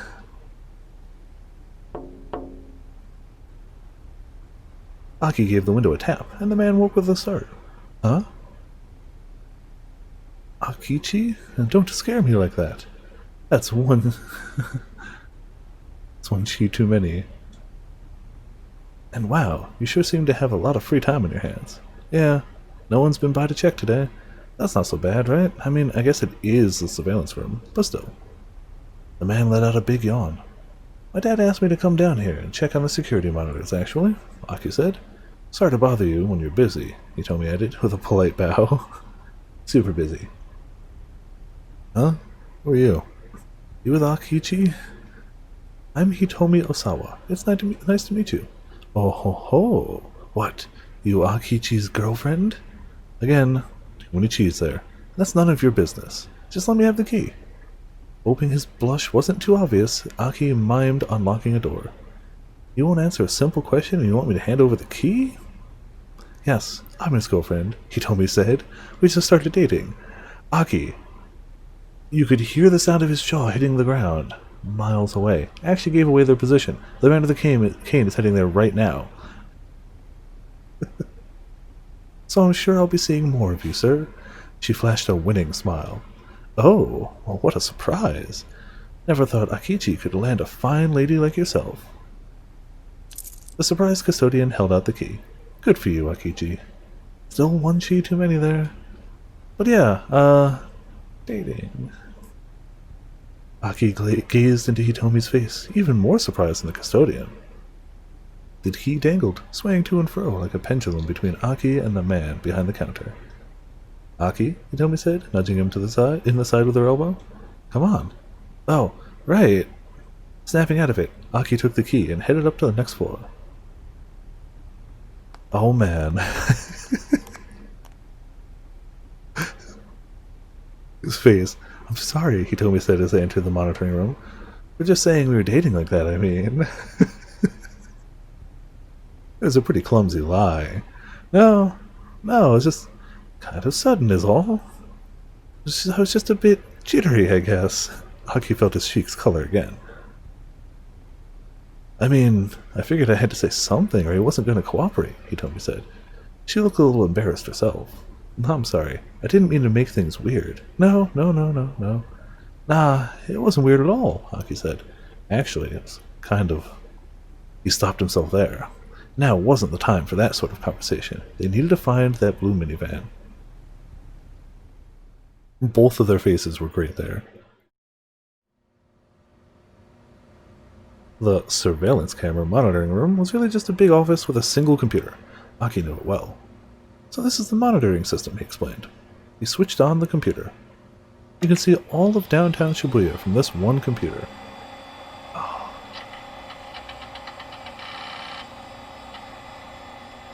That's some computer sounds. Yup.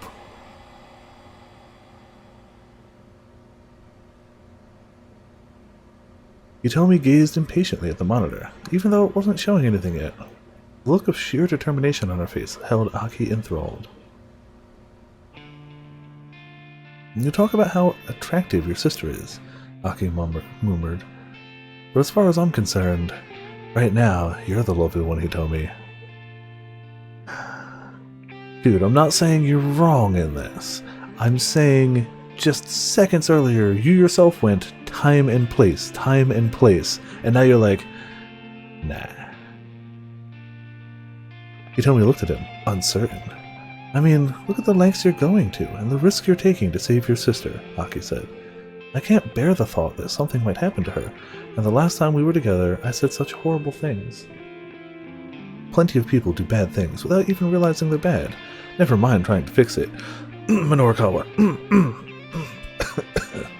Sorry, I keep... Must be dusty air tonight or something. Dry air, yeah. I'm just doing what I think is right. Yeah, but these days most people don't do the right thing. Heck, if they did, Shibuya wouldn't be covered in trash like it is. Me? I appreciate it when someone really cares about the things that are important. Doing the right thing as a matter of course, that's very attractive. Aki blushed as he said it, and Hitomi shyly looked away.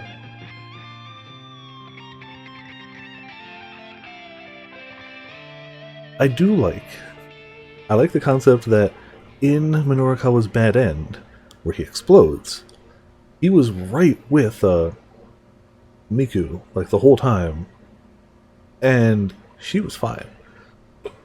I like the concept that they could be side by side next to an exploding vehicle that kills him, and she shrugs it off and just kind of cries over his corpse, like, unscathed. Because, like, yeah, she could.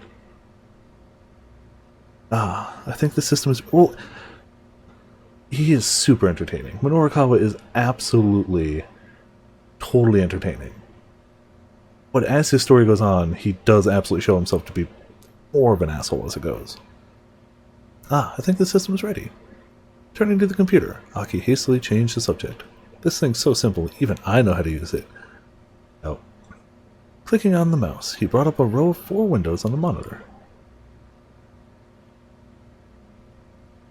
Each window showed a different view of the Shibuya cityscape. The image quality is not great, but that's because it's being updated on a 2-second delay, I guess.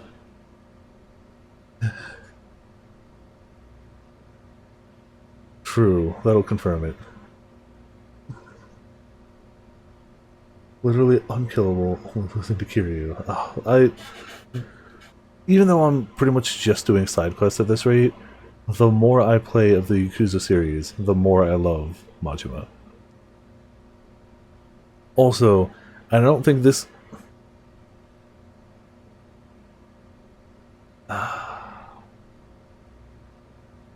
I don't think this goes into spoiler territory, as it's a very vague statement, but I still just don't want to say it in case Potions plays the game. But it's okay. I really enjoy Majima. Like, Kiryu's great. I love Kiryu's attitude. I love how Kiryu is simultaneously absolutely confident of his abilities, as he should be, and the biggest heckin' nerd. Like, I love how he falls for every scam anybody ever tries to place on him. Anytime somebody's like, you should buy this rock, it'll make you happy, it's 1,000,000 yen. He's like, yeah, rock. Can I get rock, please? Rock. Yeah, I'd like rock. Happy rock. Yes, happy rock. I love how, like, he'll see, like, a children's card game with scantily clad ladies and be like, I must become an expert on this. Only 5-year-olds play this game. I must win. Like, I love it. Yeah, they do. They really do. Not so much in Zero, but definitely in... I definitely won't be able to tell until further on, because I want to figure out what chaotic energy Majima's got. I still don't know if he's chaotic neutral, chaotic good, or chaotic evil. I legitimately don't know, and I'm sure as the games go on I'll have a better idea, but, like, yes, the straight face when all these crazy things are happening, fantastic. Like, I'm really, really enjoying going through the Yakuza games. I've only played Zero. I didn't 100% it, but I did most stuff. And I'm only in chapter 4 of Kiwami, but I'm hitting side quests hard. I'm just having a good time with it. I'm not rushing through them. I'm just like, yeah, it's good. I'm just having fun. Back to this game. Aki tapped on the keyboard, bringing up shots of different locations. He clicked on one of them in order to enlarge the image. Maybe we really can find that minivan with this. He told me it was practically glued to the screen. I didn't stream it. It's something I've mostly been playing off-camera. It's because I played a whole bunch of Yakuza off-camera, and then by the time I realized I was hooked on it and could stream it, I was already a good ways into the game. And at this rate, we have other people in various states of play in the series. So it's not out of the question, but for now it's kind of been something I've just done in my off time. It's not impossible, but I feel like right now we have other games we're focused on. Is the best answer I can give you. Definitely not impossible, but I wouldn't say it's super likely right now. But I'm enjoying them in my off time. It's just a nice chill thing to play. Maybe we really can find that. Oh, we read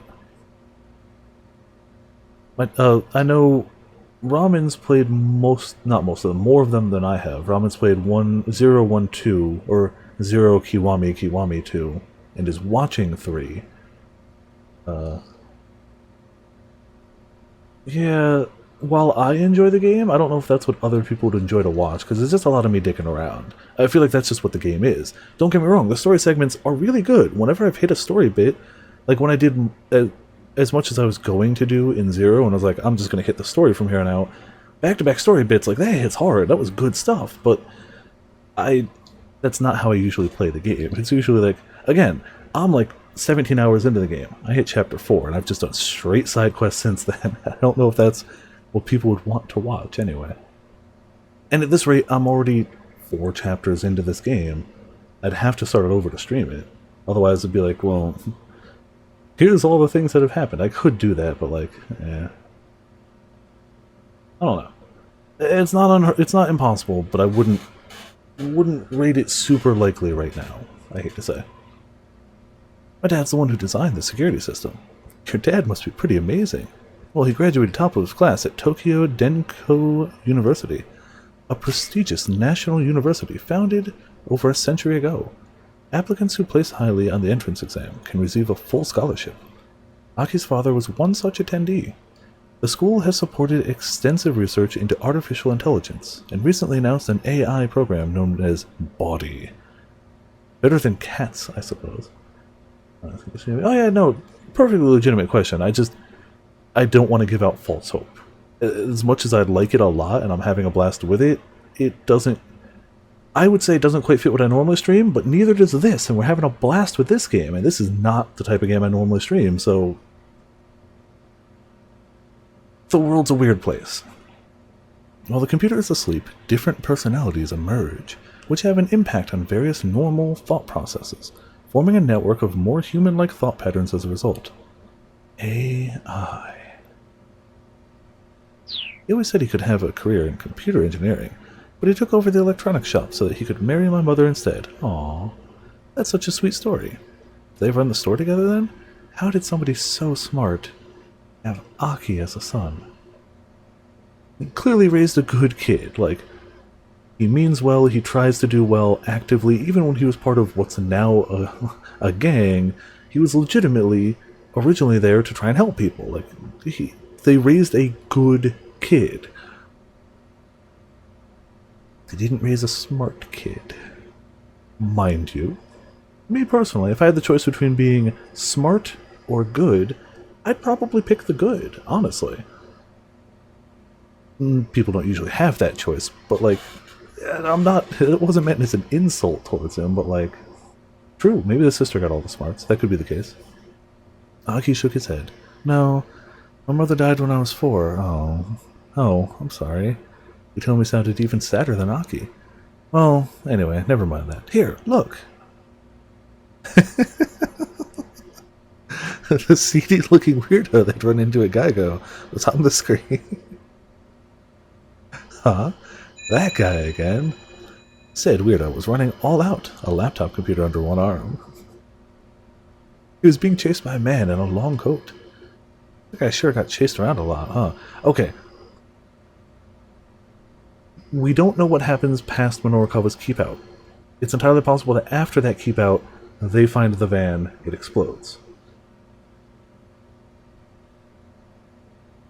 But at the point that we hit that keep out, he doesn't know jack all. There's no way he knows the linchpin secret to this whole thing at all. When the weirdo slipped out of view, Aki switched to another camera. Unless they find the van, look inside of it real quick, revelation. The new view showed the weirdo running again. By hopping from camera to camera, they could track him wherever he went. So long as we have these cameras, Haki said, this guy has nowhere to run. Why do you want to follow the guy, though? Nowhere to run, huh? The moment he said those words, they struck an odd chord in his mind. He remembered their repeated run-ins with the man with the cane, how the assassin had seemed always to know where to find them. Haki, please, Hitomi urged. Stop messing around and let's look for the minivan. Sorry, it's just something I'm curious about. Haki continued to track the seedy-looking man. Ah, right, my bad. Switch over to a different camera. We kind of know how A goes, because we've watched him. We've played through Minorikawa. But I'll pick it, there's nothing wrong with it. Sorry, it's something I'm curious about. Aki continued to track the seedy-looking man. Weirdo rushed into a knick-knack shop on Center Guy. Soon after, the man with the coat appeared and followed him into the shop. Aha! Looks like he snatched that guy's computer. Moments later, the weirdo came rushing back out of the shop and sprinted away again. He wove through the narrow alleyways with cat-like alacrity? You know, if we follow him long enough, we see her sister. Aki did his best to keep tabs on him, but the man managed to give him the...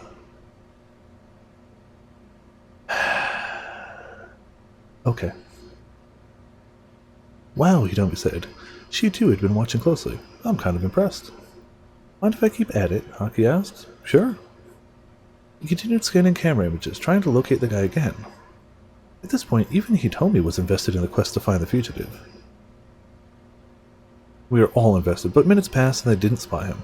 Aki was on the verge of giving up. Oh, that's me. Hitomi took out his cell phone. It's an email from Mr. Found him! Aki's shout cut Hitomi off. Oh no! Oh! Stuff's happening really quick now! He was talking with someone. Huh? Is that? Aki blinked a few times as he leaned in closer to the screen. He told me, you have to come look at this. Ah, that's my sister. He told me, brimmed with excitement. For real? I think so. What's she doing in a place like that? Why is she talking to that guy? I'm not sure. The monitor showed a cheerful little scene. Looks like they're having fun. Guess since they're twins, they're both into older guys. Oh. Aki felt his mood start to sour. I have to ask, are you sure she was kidnapped? Yes, at least I thought so. And so did the police. Then what's this all about? Should we go and see for ourselves? Guess so. Oh, what about that email? Aki pointed at Hitomi's cell phone. Shouldn't you take a look at that? Right call. Oh man, if we had picked the other one, like, I don't even want to know, like, what happens if she responds to that. The place where she is that far from here? No, not particularly. Cool, we made the right call again. That would definitely lead to a bad end, right? Aki and Hitomi rushed from the building, heading for the alley where Maria was talking to the computer thief. Do we go to Tama and see it from her point, or do we let Aki continue? We gotta go to Tama, right? I feel like when in doubt, anything that leads back to Tama, we have to do from Tama's point of view, right? Yeah. I feel like that's just how we've done. This is also probably gonna be our last jump, because time is almost up for the night, which is insane. It's insane. Yeah, it's 1:50 a.m., right? 4 hours have passed, somehow. Suddenly, I hear someone call out, Maria! Huh? I spin around to see a young girl running towards me. Oh, she kind of looks like me. Behind her are two men. One of them is the man with the cane. He raises his gun and aims it at her. Oh no, he's going to shoot her. The instant I realize what he's doing, I'm lunging toward him. Oh man. Oh. Right potions. This game makes time vanish.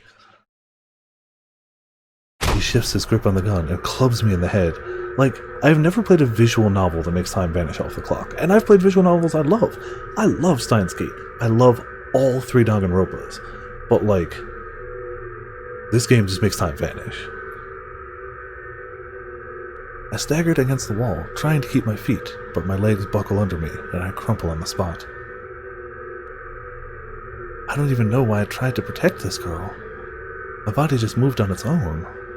Maybe it was just a reflexive impulse to help someone in danger.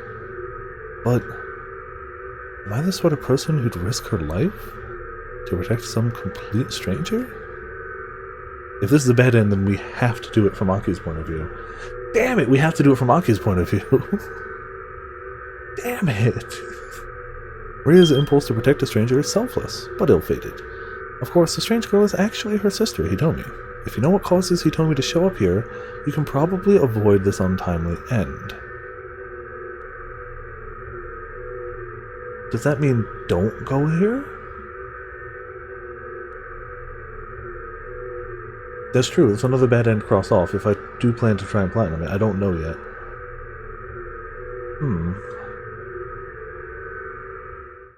What I'm going to do is I'm going to follow Aki's path from there to see how it ends. It might end in a bad end too, and then we'll know from there what to do next time. If this continues to a good ending spot, cool. If this hits a bad end, we know to change that decision and we'll be golden next time. And you're right, there might be a decision along the way as well. It wasn't long before they were closing another destination, but as they headed down a narrow side street, a familiar figure suddenly appeared to bar their way. Uh-oh, it's him. Gun in hand, the man with the cane slowly ambled towards them. Excuse me. Aki and Hitomi bolted down a nearby alley. Yeah, it plays out the same way.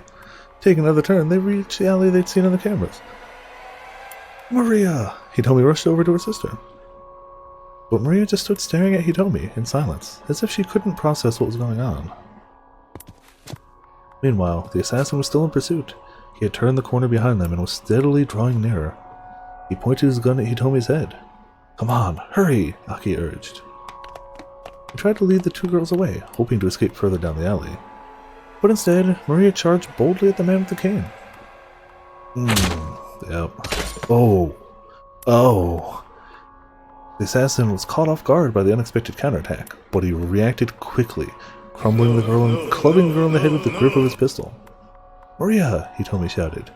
She stared in horror as her sister collapsed in a heap on the ground. Then Hitomi's eyes rolled back in her head and she fainted into Aki's arms. Hitomi, hey! But the shock had overwhelmed her. She was out cold. Yeah, so it was a bad end too, yep. Slowly, the assassin lifted his gun again, aiming for Aki and Hitomi.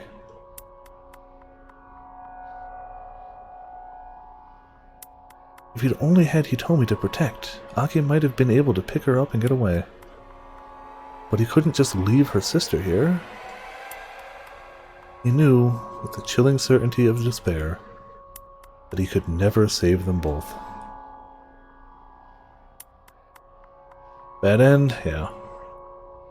We're gonna end a few minutes early, but it's just such a logical place to end. Like, anything else we do is gonna take more than that 7 minutes, probably by a good amount.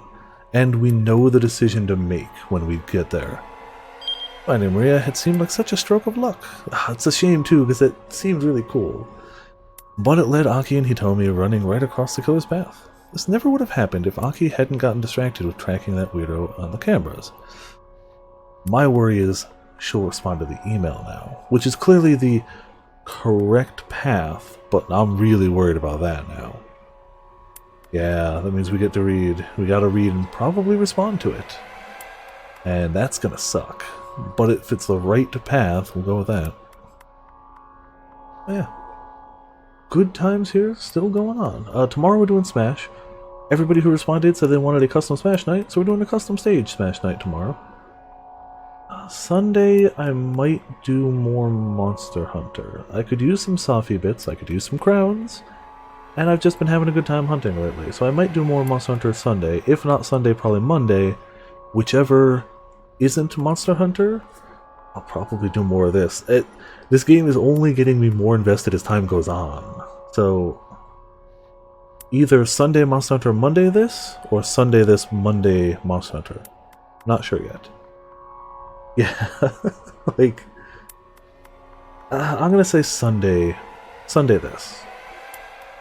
Tomorrow, Custom Stage Smash, Sunday more this.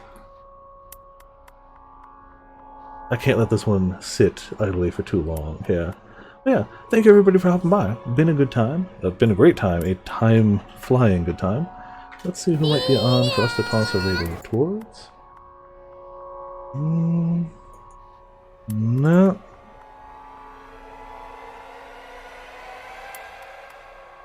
Nobody on my list is on, so, yeah. Well, we'll let all of us grab it when somebody comes by. We got ourselves a monster.